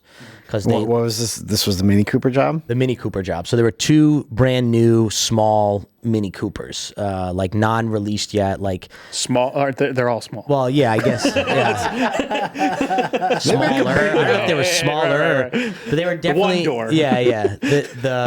I guess the marketing behind it was to pitch this vehicle to like a specific genre of like male was really like the appeal. Like let's get like, you know, the 18 to 24-year-old like younger driver here. So it was like, let's shoot these cool cool documentary stories out in all these countries. So every time we land in a country, car gets sent to customs. We got to go there. We got to sign the paperwork. We got to pull these cars out of customs so that we can use them. At the end of every shoot, you drop them off at customs. And the rumor was that these cars then got crushed and What? and trashed. What? That's what I heard. Because they're they're not like full blown vehicles. They're not like technically not street They're legal. in, but I think they're not like It's a by prop. the right. Yeah, it's a Yeah, prop. theoretically, it's like kind of like a prop for us. Fully functional, it drives, but also not fully functional because they don't have spare tires in Fucking them. expendable. So it's an expendable, a very expensive expendable. So we were in Peru and we were doing a story on this village called Andamarca, which is like up in the mountains of Peru, like very, very outside of Lima. Piquiu was the nearest village from that mountain village. And when I mean mountain, I mean like you're driving dirt roads, this one wrong left turn, and you're this down to 2 the lanes, bottom. like one car comes, you not gotta 2 lanes, stop. one dirt road that led to like one village to the next village in the mountains. Okay, I have already done a million shoots with Vice. We're having a great time. The crew is awesome. We're having an awesome time. We get to the mountain village, or we're getting right before the mountain village where we have to do the mountain driving. So we're off now the main roads and the paved roads, and we're going now into the mountains. The cars in Peru were meeting us at that point in our journey so that we could continue on into the mountain village and drive them with us. Well, this 18-wheeler tractor trailer with 2 cars on the back pulls up to this dirt road and looks at the first turn and is like, we're not gonna make this turn. Like we all kind of like are watching this thing pull in, and you know, you just all look at each other like, oh shit, it's gonna be a long night. Like now we have to figure out what we're doing with this car. So everyone's calling the agency people are calling the car people, and the car people are calling the Vice, and Vice is calling. And finally someone just is like, take the cars off the thing and we're gonna drive them ourselves. So now we have, again, like a fixer and the drivers that are driving us around, who are local guys who know the roads, who know what they're doing. And then these 2 manual cars. So now we have to pull people off of the crew who know how to drive manual to drive these 2 cars to this mountain village. The sun is going down. The day is ending, and we have been for the last 2 hours debating what the hell we're going to do with these cars. Now the decision has been made, so I take first leg in I think the first or second leg in the first car, and there's another person driving the other car. And we drive them all the way to the mountain village. We shoot the whole documentary. Everything goes great. The car gets all the shots it needs.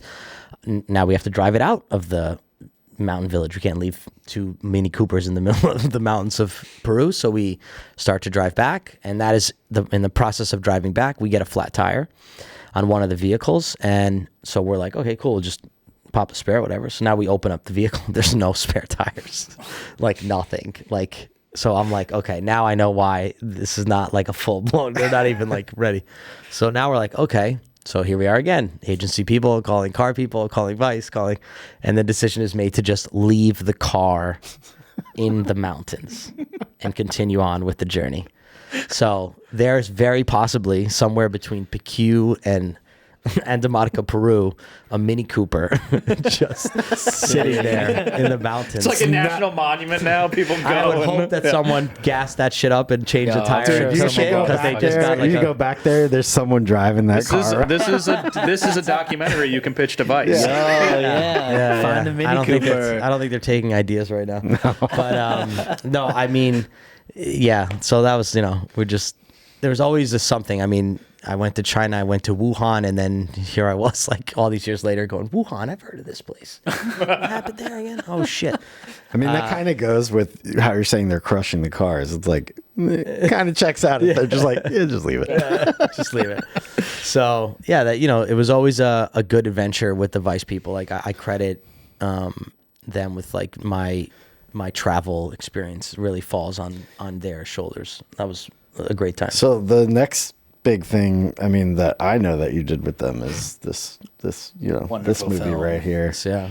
How did this come about? Like, was this something that Vice was like planning out, and then Snoop Dogg came to them and pitched it, and then they were like, they had some meetings about it, and then they were like, hey Nick, we want you to DP it, like we'll get you a crew down there, and what was the process? So the process was basically, the process leading up to the film being made, I don't know like the exact details. I'm under the impression that Snoop's team had this idea, brought it to Vice specifically because they really liked what Vice was doing at that time. And I guess Snoop and his team really thought that like if anybody was going to sort of tackle this story, it needed to be Vice, who was a little bit more free flowing and a little bit more open to just getting out there and seeing what happens.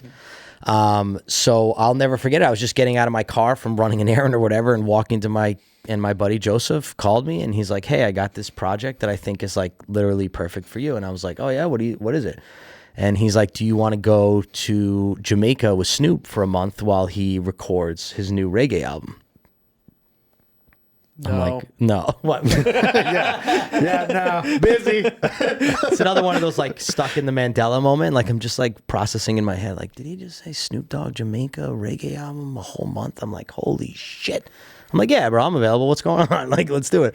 And that was it. I mean, he literally called me. He thought of me in that moment, I think, just also from knowing my experience during my MTV News days, which was very, like I said, like very much a part of like the hip hop world at that time. Like I got to see a lot and deal with a lot of musicians in the hip hop rap. Is this the same genre. producer that was the Mandela? The same producer who was the Mandela, my buddy Joseph Battelle. He recently just did the Summer of Soul with Questlove and won an Oscar. Nice. Yeah. Nice. So he always had good trust in me. I think we had such a great experience in Africa. He saw my hustle. He saw me, multiple times. He was also the producer I had to go tell I didn't hit the record button in Virginia. So like he knew my best and my worst. He helped mentor me to that point of like, understanding like what it meant to hold a shot. Like he was like one of the most honest producers with me. He would bring me into the edit and literally like rip me a new one. He's like, look, dude, he's like, I might hurt your feelings right now, but like, it's going to be good for you. I'm like, yeah, go for it. And he would just like literally scroll through my B-roll and just tell me like, that's wrong.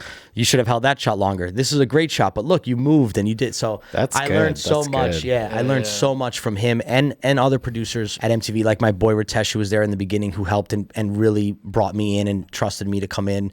My buddy Sean Lee, who put me in charge of a ton of production. So like all these guys everyone trusted me and also taught me at the same time. So Joseph was one of those guys. So he had gotten, to see me in Africa and what my hustle and grind was about. And he trusted me and put me on to a lot of Vice projects before Snoop. And so when this one came up, I think for him, he was just like, I don't know. He also may have known who the director was before he called me. I think he pretty knew, which was Andy Capper, who's a great Vice director and had done a bunch of different films at that time, worked with Vice exclusively for a long time.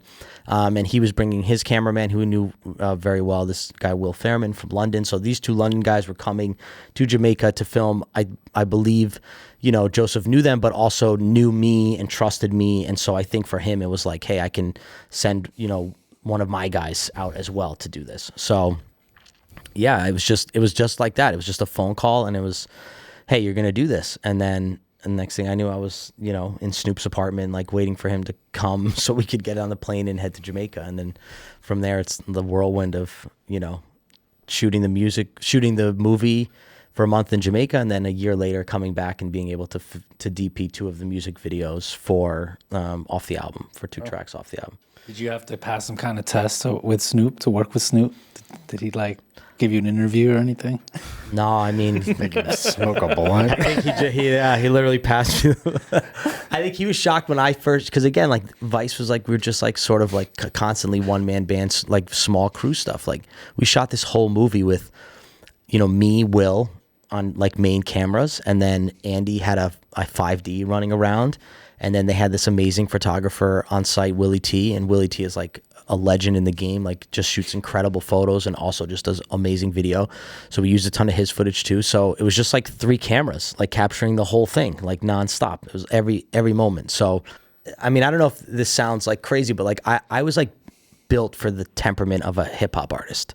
Like I don't care. Like at that time, like time was not an issue. Like I could stay up all night if I needed to, because this is what Snoop. He's his own person, like he's like this aura. He's this incredible artist, person, creative, but he's also like a dude that needs his fucking space. So you have to know the temperament of the artist and know the person that you're filming with. I think that goes across the board. It doesn't matter, but like I just knew how to be around him, I guess. You know what I mean? And he and I got very comfortable in the room with each other, because I would have to be the first face that he'd see outside of like, in the hotel room, the first person outside of his own team that he needed to see was me, because I was the guy putting the mic on him and I was the one who's going to start filming for the day.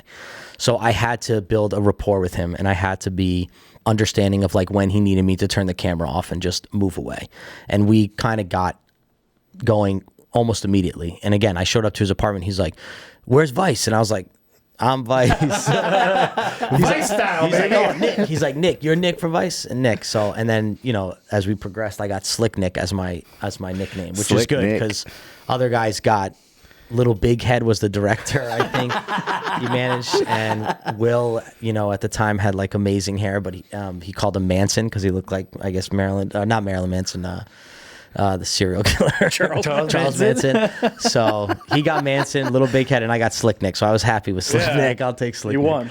Yeah. And yeah, man. So, I think I was just like, I just was very comfortable with this like off the cuff documentary shooting. Like I was ready to go whenever. My bags were ready to go. My camera was built and ready to go. And the whole like opening scene of the movie is like basically him from the point I picked him up at his apartment to the drive to the check-in at the airport to going in through the door of the airplane. Like all that whole opening scene was just like literally me like refusing to stop rolling the camera. Like the camera was rolling as I let it go through the security, like through the the detection, like everything. I just wanted to capture everything, and they knew that they needed that because we didn't know, I think, a lot of like what was going to happen with the whole documentary in general, and then also just because Snoop's like an unpredictable dude, man. You just got to be on top of him so that you can capture it. Is something like that weird too? Like, so the 50 Cent one, like you guys were producing it. You were the ones making the calls to say like, hey, we're going to bring you here in between your shows. But yeah, that was Snoop's idea. So he kind of came up with the itinerary. Is it Snoop and Vice and Andy, Andy the director had a lot of ideas, a lot of crazy ideas. Like there was constantly moments where Snoop would look back at Andy and be like, "This white boy is nuts. Like I'm not doing that. I'm not getting on this motorcycle." At one point, I think he wanted him to get on the back of a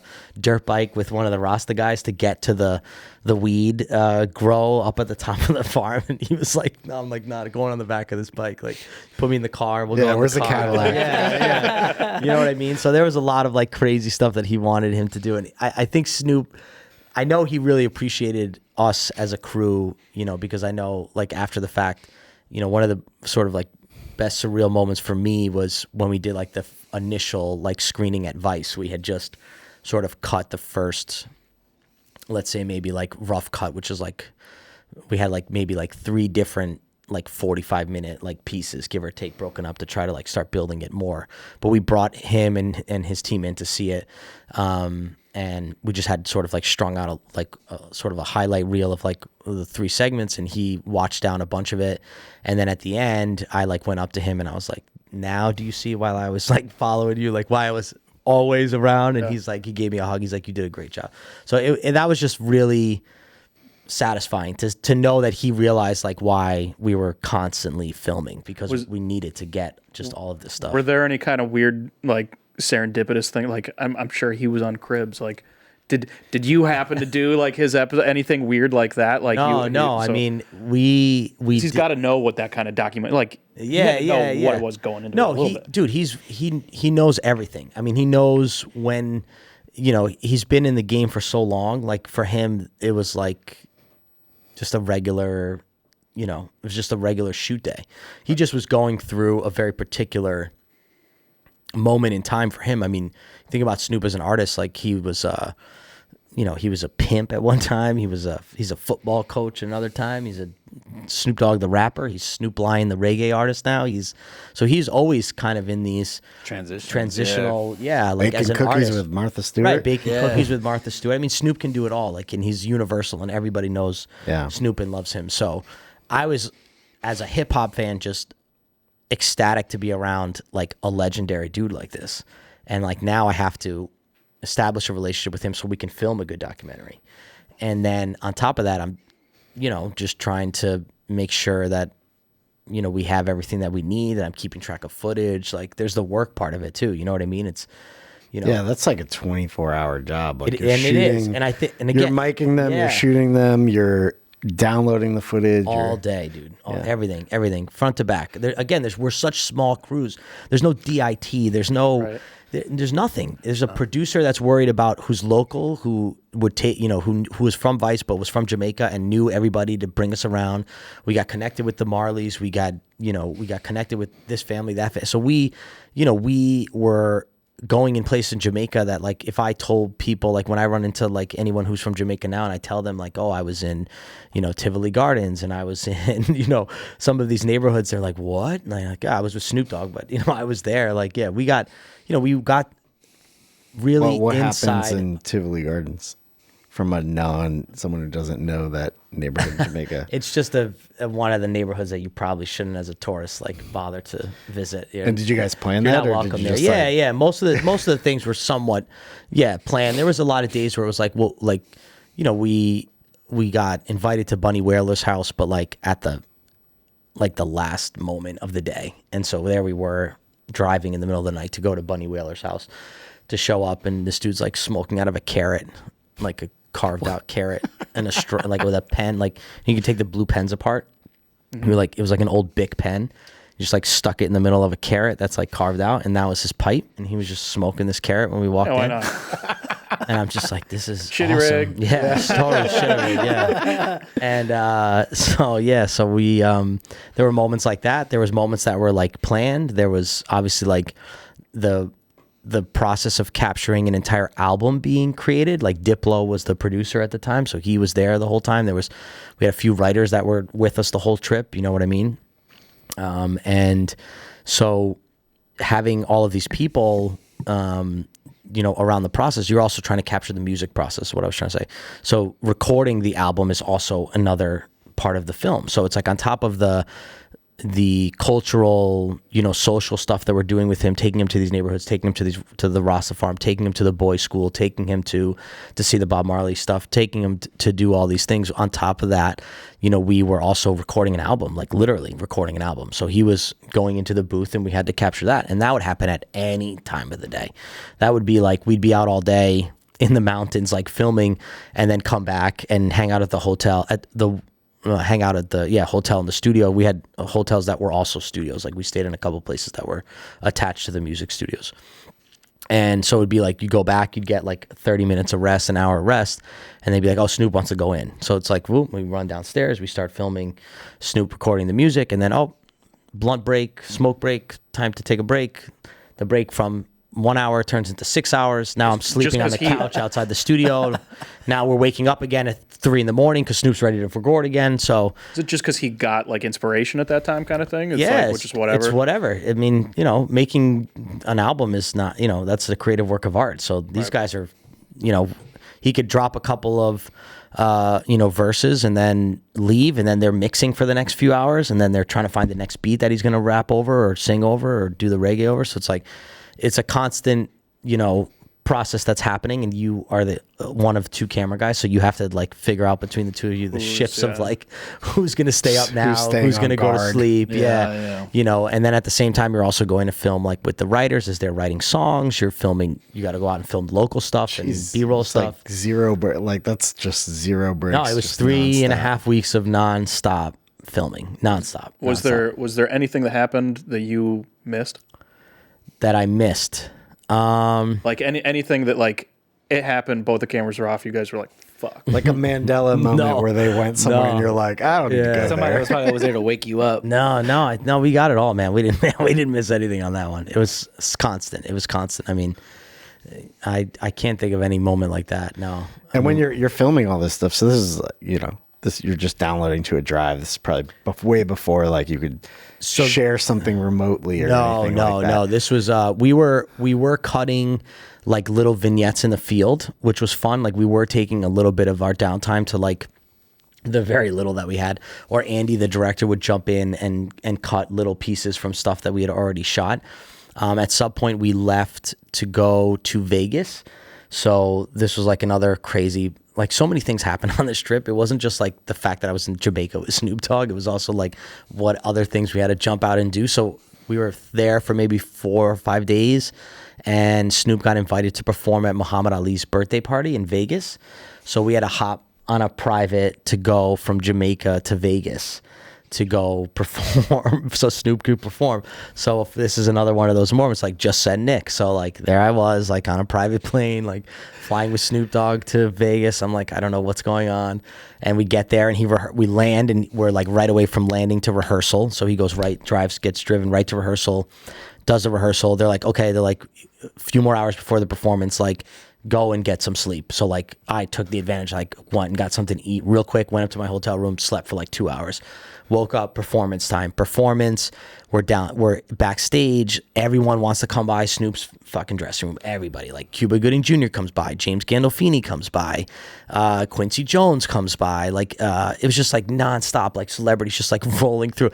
So I'm just, again, this is my life. Like I sit there with a camera in the corner and I just get it all. Like I just don't stop recording. There's also, I think, why people were hiring me back. Like I made sure I got the shot. There was just like a very few times that I wasn't conscious of like what I needed to get and got it. You know what I mean? I don't know. Either I was lucky or I was just like sharp enough to know like what could be turned into something. That one time you forgot to hit record and then you... That was it. I learned my trauma. But I'm not like trauma like where I hit record and I just don't stop. Like I'm conscious of what I'm doing. Well, that's the editor in you. That's the editor in you, right? Don't give this guy a 40-minute clip. That's something that hits a lot of like the best people that are good at their positions in any part of this industry are the people that are paying like this is what's happening, but you know everything else that's happening around you. So it's like you totally. This guy might be coming in a little bit, but it's another one of it's like you can put it into a different department. It's like this light's working, but I know I got another one over there. So when it gets called for, I got to go over there and grab it.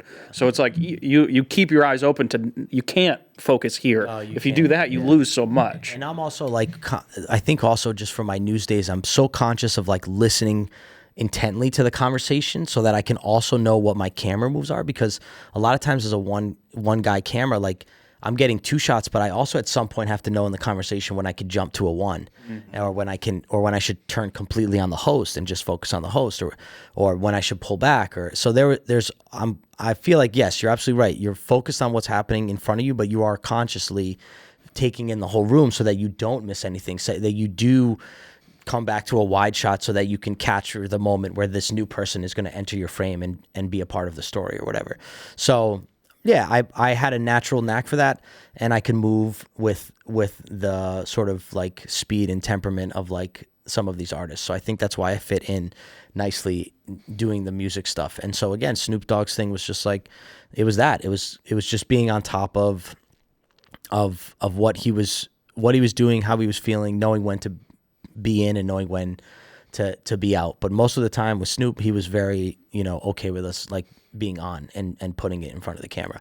And it was an honest, I know people are going to look at like the film like and say like, well, Snoop Dogg, like, this is just an excuse to smoke more weed, but he really went into it like wholeheartedly, like, wanting to do a good album, and most importantly, really genuinely wanting to experience the island and the people. He really wanted to engage Jamaica, and I think he did a really good job of that. So if anything, I think the most honest part is just him wanting to really take in the culture and the people and be a part of that, and put out a reggae album that, for him was important at that time in his life, musically and career-wise, to do. And we were there to capture the whole thing. So I got you on, you're on 2 private planes with 2 celebrities. So we got 2 count. Oh man, I'm not trying to do that Like kind of name drop. That's it. I'm out of private plane. In the corner of the screen. I'm out of private plane 50 stories. Cent, Snoop Dogg. There's probably one more in there, I'm sure. No, I'm out of plane stories, I think. Is this what led to the thing in the coffee cup over here? No, the thing in the coffee cup is totally random. Actually, it's sports related. Because I've done a lot of sports stuff too. So I work sports with and music, kind of same vibe. Yeah, kind of feels like it a little bit. Yeah. I think one's got more weed. One's got a little more weed. Yeah. The Snoop thing definitely more weed. This was just I did I didn't even know I was up for anything. Like it was just this branded marketing piece that we did with Coca-Cola and the Mets and Noah Syndergaard, and the producer put it in for a New York Emmy, and I get a text one random night like, hey, that thing we did with Noah, like you won an Emmy, and I was like, what? I was like, oh, that's awesome. And then I had to, then like I'm sure many of us in the industry who have won an award realize that you have to pay for the trophy. You gotta pay for it. So I learned not the hard way. I just learned that like, oh shit, like you want this sitting on your shelf, like you owe us $450. Should start putting that in your contracts. Like if we win, you guys pay for the award. Pay for it? Yeah. Well, I don't know. But where do you have time to read the contract when you're like grabbing your bags? This is something you learn. This is something you learn. You don't have time to do it. Next time you won't forget. Next time, yeah. No, next time. Yeah. No, so it's nice to have on the shelf. It looks cool. Just curious, but how expensive is an Emmy? So this is a New York Emmy. It's a regional Emmy. It's not the big They're the same national price. Emmy. They're the same price. They're the same price. So I think I paid $450 for mine. It's not bad. Yeah, it's somewhere between $450 and $600, I think. Our friend Esther won an Emmy, Yeah. and it was $500. And it's like you're not going to not She was buy pissed one. about buying it, Inflation. and I'm Yeah, like, what? yeah. What? You're not gonna. When are you gonna have that when are you gonna opportunity get that to get it again? again? That's the thing. You You're can't decide a gonna year take it. later to go back and buy it. No, It's like no. you got no. like a week. Do you want it or do you not Yeah, want no, it? you have to take. You have to. In this industry, I think you have to definitely like get your flowers when they come, because you just don't know. Like the Snoop thing was an incredible experience, because for me it was like the first time that I really also got to see something that I filmed on a big movie screen and in a movie theater packed with people, and hear them react and watch your film and just listening and feeling a room of people react to something that you've made is like, that's wild. So I'm constantly chasing that. I have a feeling question now. for you on that film, because it's just you, right? So like usually when I'm going out, I'm a fucking asshole and I'm like, give me a sound guy, because I just do not want to deal with that. I did all the sound. So you're out there, it's a lav, and a shotgun mic. Yeah. How the fuck does it sound like that? Dude, that's honestly who's post mixing this shit. So what wizard is doing this? I will just say this: the first thought that I had when I was in the movie theater in Toronto at the Toronto Film Festival where we premiered it, I literally in the theater, and I'm the first thought in my brain when the film starts after like 5 minutes, I'm like, holy shit, how did they make it sound so fucking good? Dude, I had, for the first like week, I had the shittiest headphones. Like my headphones busted. Like airplane headphones? I had to get, yeah, my good Sony headphones had busted on the ride over, like on one of the trips, something happened. So I had like this backup headphones, but they were like the cheapest, like in-ear bud headphones. I'm doing my own lavs. I'm doing my own shotgun. Will's running in the second mic and shotgun. There's no audio guy. There's no boom.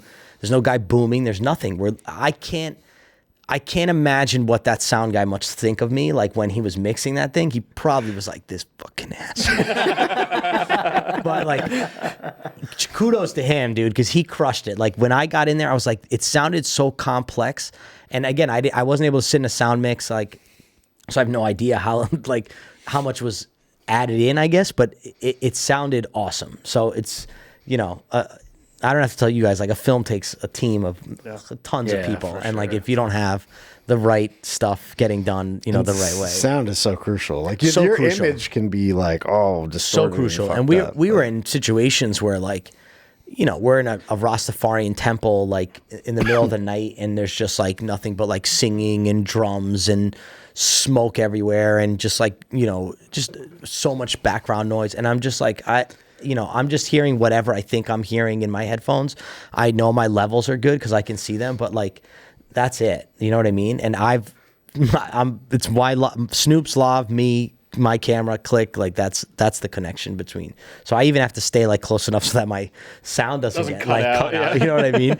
So that's why there's also like, that intimacy with like how you're filming, because like I can't go more than like 20 feet away from you, or like now one of my ears is screaming, hissing, and I have to like do this so I can get the B-roll on the other side of the room to come back and get you again, So yeah, again, these were all things that like I subconsciously never thought about because I was so used to doing that. You said the one-man band thing, like that's literally my life. Like I just know how to do that really well. And there's some times where I'm like, God, I hate being that guy that people think of like to just do, like I want like a gaffer and I want a grip on the shoot and I want to, you know what I mean? And then as freelance life continued on, thankfully, like the jobs got bigger and the teams got bigger, and now I'm always hiring. Like there were so many times where I would carry so much gear by myself. At some point, I think my brain turned on. I'm like, you should probably just spend the $200 for the PA now. So do you like stop? At that time, 200. We should pay them more than 200. God damn it! But you know what I mean. Like back then, I was like, at some point, I clicked. I'm like, dude, you are killing yourself. Like you need to bring another person.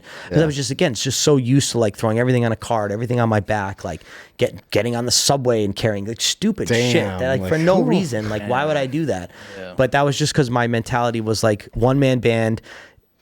Get every penny you can off of this budget, like, you know what I mean? Like, don't waste the $30 on a cab. Like, just, you're fine. It's 2 bags. Get on the subway. Like, just stuff like that, like, during your career is like a, whatever, where I've fallen is like, that's just what it was. And that's just what I was used to. So being in the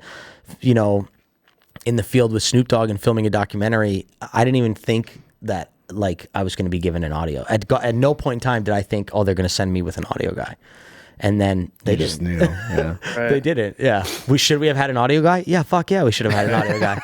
When you're a one-man band, like you are the shitty rig. Like you're constantly left to your own, your own creativity of like what you're gonna do, because you're literally by yourself sometimes. Right. So, I found myself constantly, needing to get a shot, and like, what do I do? Like, I don't have time to set up a proper car rig, so, I'm just knocking the window down. I'm holding on as tight as I can with one hand and doing this and flipping the LCD and trying to make sure things are in focus. Or, we were talking about Snoop stuff. I was able to do 2 music videos a year after the film. We went back to Jamaica and we rented this like giant mansion and got to shoot these 2 music videos. And I had like a real crew. Local crew? Local crew. Yep. I had a gaffer, and he brought some grips, and he brought a truck with lights, and I had a jib guy, and we had done a little bit of pre-pro, but the vibe of the video was still meant to be very like feeling like a little bit more like the documentary, but I had this like whole crew. And I'll be honest, I was not really ready for that. I don't think I was ready for that.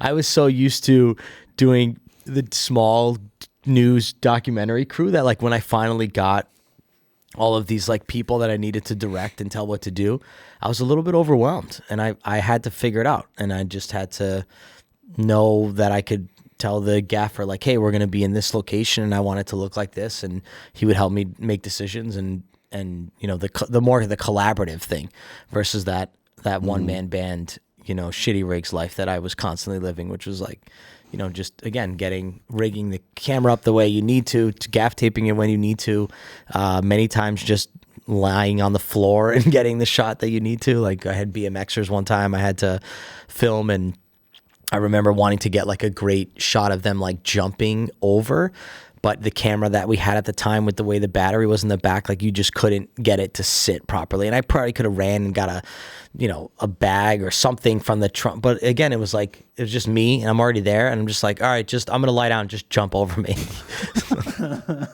So, and then it worked. The shot was great. I just put the camera on my chest, and I could kind of see what was happening like down here, and guys are just like spinning wheels over me. And when you're doing that, when you're just laying in a trench as someone's jumping over you in a BMX bike, like, yeah, you're a freelancer. I have health insurance. Yeah, there you go. Yeah. No, you still have to do stupid. I mean, I did a pilot for HBO show one time on the border, and we were following this guy who was like, just basically like, he was a border nut. Like he lived on the border. He set up his own fence. He had drones. He was like a guy who went maybe a little off the deep end on some of these, and we were filming with this guy. Well, he also happened to have a pilot's license, so we went up in a plane, a Cessna, with this guy, and I have video of like the door of the Cessna being open, and I'm shooting basically Alexandra Pelosi, Nancy Pelosi's daughter, who does a lot of stuff for like Bill Maher. She was the host, so she was in the front with this guy, and I'm with the producer in the back, like just strapped up, letting this guy, who I'm clearly questioning his level of mental health, and I'm letting him fly this plane with me in it above the border of Arizona and Mexico, and my feet are hanging out of the door of the plane, and I'm just like monopoded camera, like trying, there's no gimbal. I don't have access to like a proper like rig. It's just me with a monopod and a camera, and I'm just trying to hold this thing straight, like steady, to just get like aerials of like the border walls and the border stuff, and then turn the camera and get the host and him up there. But yeah, I mean, that's my whole career is shitty. It's just like you have to, I don't know. I just have to make it work. You got to make it work, man. Yeah, you're out there to get the shots, so you got to make it work. And you're a creative too, right? You have these ideas for these cool shots. You're like, oh man, this would be great. Like I really need like this awesome underhead shot, or I really need like an overhead shot. And you want to get it, but you don't have time to set up the lollipop stands and the dolly tracks and the upside down rig. Like you don't have time for that. You're literally just going to take this tripod. I'm going to grab it and put it on top of my shoulders and hang it upside down and get this overhead shot and try my best not to move while I get it. And then I'll move on to the next thing. So you have all the ideas of all the shots that you want. You know what I mean? Like, it's not like you want to stifle your creative chances or like the shots that you want to get. You still want to get them. You're just automatically thinking of like, what do I need to do that? Like, what do I need to climb on? What do I need to run up? What do I need to stand on? What do I need to hold? You have such a different way of thinking about it than somebody like in my department, though. Because like, my department doesn't exist for you half the time. But I think that's the thing. Maybe it's like if I suggested that to a camera department on set, like, no, just fucking lean to the left. They'd be like, go home. Yeah. Like. Yeah, just hang out the window. Yeah, I mean, we were just saying that one earlier. Like, I was in a production house in New York City, and we needed to shoot, a reenactment scene, and they wanted this, awesome. It was a great street in New York where like the street lamps were just hitting like perfect pools of light on the street, and like you just had this awesome like overhead. But the only way to get overhead was to stick myself out of the window somehow with the camera to get this overhead of this car pulling up to this like perfect pool of light and stopping and getting out and whatever interaction they were having on the street. And it was me and a producer and like the 3 people on the street and one walkie. And then I was just like, look, dude, I'm like, they really want it. And I'm thinking about it. I'm like, yeah, this is going to be a fucking cool shot. Like, I got to get this. I'm like, all right, bro, just hold on to my belt. And I'm just leaning out of a window in New York City, like, one arming it, like getting the shot while this guy's literally the only thing between me and like falling 16 stories down is like Jesus my belt clip basically. Some thick leather. Yeah, you know what I mean? So, but it was never, it's just second nature to do that because you wanted to get the shots. I mean, I had so many fun opportunities to do like even scripted stuff like at MTV, like we did some vignettes and fun like scripted stuff and, even indie stuff or stuff that we've all done together. Like you just do whatever you need to do to get the shot. It's not even a second thought if I have to like, I'm not OSHA's best dude. Like I'm not. You're not gonna want to have me on board if like, I don't have time to ask you like if this is like gonna be okay with the legal department. I'm just. Can we do this? Oh, we already are. Yeah, like, it's already on. It's already on tape. Yeah, I've already hit record. We've already gotten it. We're good. We can move on to the next thing. Like I don't know. In my brain, the frame is there, and it's like I'm just gonna move my body and whatever I have in my hands to get that done. I don't know. I just, that's why I also love like now that life has progressed and I'm doing, like we said, bigger shoots. You have a kid. And I have a kid. Yeah, sure. So there's like, a little less traffic B-roll or whatever. But yeah, it's fun to be on bigger sets because now I know that I can turn to your department and be like, hey, we want to rig this thing up here. Like, and they're up there doing like crazy things with C-stands that I would never have even thought of because half the time I don't have room for no one's you are the C-stand. Right, no one's I don't have any C-stands. I have 2 lightweight stands. Well, you know what I mean? So it's the other end of that is that like we know your wife, like she probably worries more than anybody else I know in existence. Like does she understand, oh, how'd you get that shot? Don't worry about it. She doesn't watch what you do. Right? We've been out in the field together actually. We shot a pilot. We've done some we did a couple of indie like small little like scripted stuff together. So she knows what it is. She's a woman of the industry and she's more badass than me. So it's she doesn't care. I don't know. Maybe she wants me to get hit by a car. Probably not. As long as you're on the clock and someone else is paying the workers' comp. No. I mean, again, like I am the tripod. Like I've been so lucky to have like this eclectic career where I know the struggles of a one-man band thing, but I also really appreciate the collaborative of having like a full grip and gaff department, an electrical department, a DIT on set, like looking and coloring your footage like live. Like that's, to me, that's like fringe benefits. Like I love when I'm on a set like that. But my bread and butter where I'm making my living is not that all the time. And I'm okay with that. And I need to, and I love that I'm able to bring other freelancers with me and work in smaller crews of 5 and 10, and I think most of us are. I don't know. I mean, there's a lot of it's a testament because there's a lot of people that don't know how to. Like, it's easy for you to go from this like I am everything to like, okay, now I have a couple other people to help me out. I've got this team over here, but the people that have those teams regularly, or like they always have 2 ACs, they have a DIT, they always have this gaffer. Yeah, you put them in a situation where it's like it's you and that guy. Yeah. And they live like they lose. It's most likely going to be sync at that point. Like, unless like they really just fucking figure it out, most of the time they're going to fail and then they're going to blame it on not having the support, which... I mean, I guess it's maybe because I've also just started that way. Like I started as the one-man band news doc guy and then grew into like, directing a set with multiple people or producing a commercial with multiple people. So I had the live experience, the live show experience, the big team experience.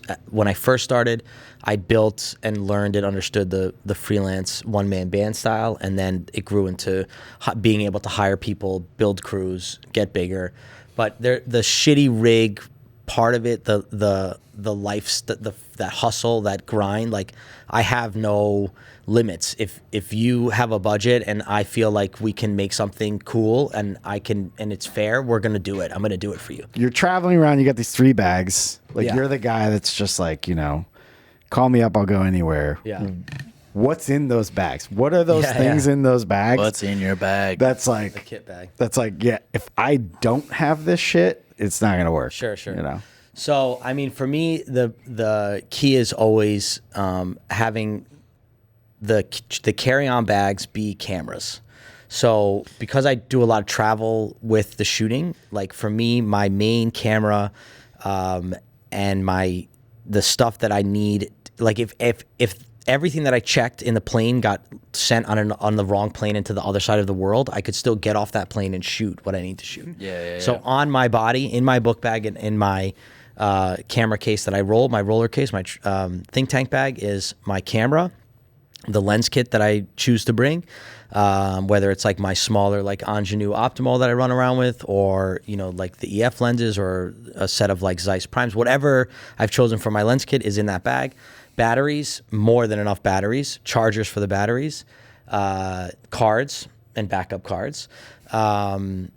Your audio, like I need my shotgun mic usually for my camera, and then I also have the handheld rig that's built in, and that I can all break down and filters for the lenses, and any type of like in the backpack I usually carry my matte box, my small 5-inch monitor that I have on the side that I sometimes put on. My 70 to 200 is usually in there, and then on the top, which you can't again carry on, but if I'm out in the field, is always my Leatherman. Some bongo ties, like you need bongo ties, and I need a roll of small gaff tape.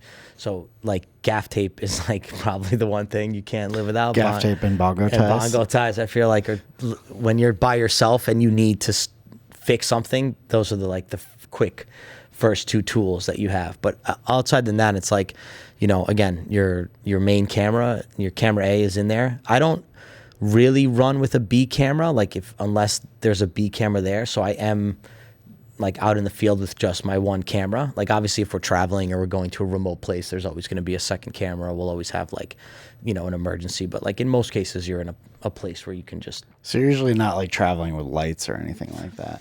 If I have to travel with lights nowadays, anything LED, the tubes are great. The big 500s, all the aperture stuff is good. I mean, again, it's like, what are we doing? Yeah, exactly. Yeah. It depends what we're doing, but sure. So now you ask the questions. Right. Yeah, now I start to ask the questions. It's not just like, let me get my camera. But what I mean is like, I'll bring the lights that I need, obviously in the support, like the tripod and all that. That stuff gets checked, but what's on my body is at least the camera and the lenses and the batteries and the card, so that if I needed to literally come off of that plane and have nothing else, I could at the very least click in and turn on a camera and record whatever I need to record. Because I'm always going in the field, especially when you're doing doc stuff, like the story starts the minute you land. Like you got to start chasing what you're getting. You have scheduled interviews, but you're also building the camera in the car, in the Hertz rental car while you're going, so that the minute that you get outside, you're shooting driving shots and you're ready to roll that way. So the situation calls for different things, but I mean it. Like there's literally two bags, my Burton book bag and my think tank bag, that have the stuff that I need to get off a plane and start shooting. Yeah, to start going. So whether that's in. And what happens when they try to force you to put them under the plane? I mean, you have to charm the flight attendant as best you can. And I know every compartment on an airplane. Like, I know where the closet is. I know where the captain keeps his jacket. Like, I know where you put your suitcase. Like, I know where the closet is. So I will always be like, there's very, very expensive camera equipment in this bag. Is there any way we could just put this in the captain's closet for today? Is that something where do you go out of your way to pay for priority boarding? I mean, just from traveling a lot, I already have a lot of that stuff. If you're a business and an LLC, but you're not you'd be smart. No. You're getting that overhead bin. I'm first, yeah. And I'm very versed in again, how the airlines work and your media card and using that to save on baggage. I mean, me and Mike media literally. card. Yeah, me and Mike literally just went on a trip to Houston, Texas, and we had like 7 bag checks, like to check, like massive Pelicans, like 3 of them way overweight, you know what I mean? And between everyone's status and business cards that we all carry to make sure we get free luggage, like I think we only paid like $100. I think there's guys that used to bring me on travel jobs, and 2 of them would always pay for first class tickets because he got 6 bags. Yeah. So it's like, we got all our gear. It's like, send me a drink, you please. You just gotta know, like, yeah.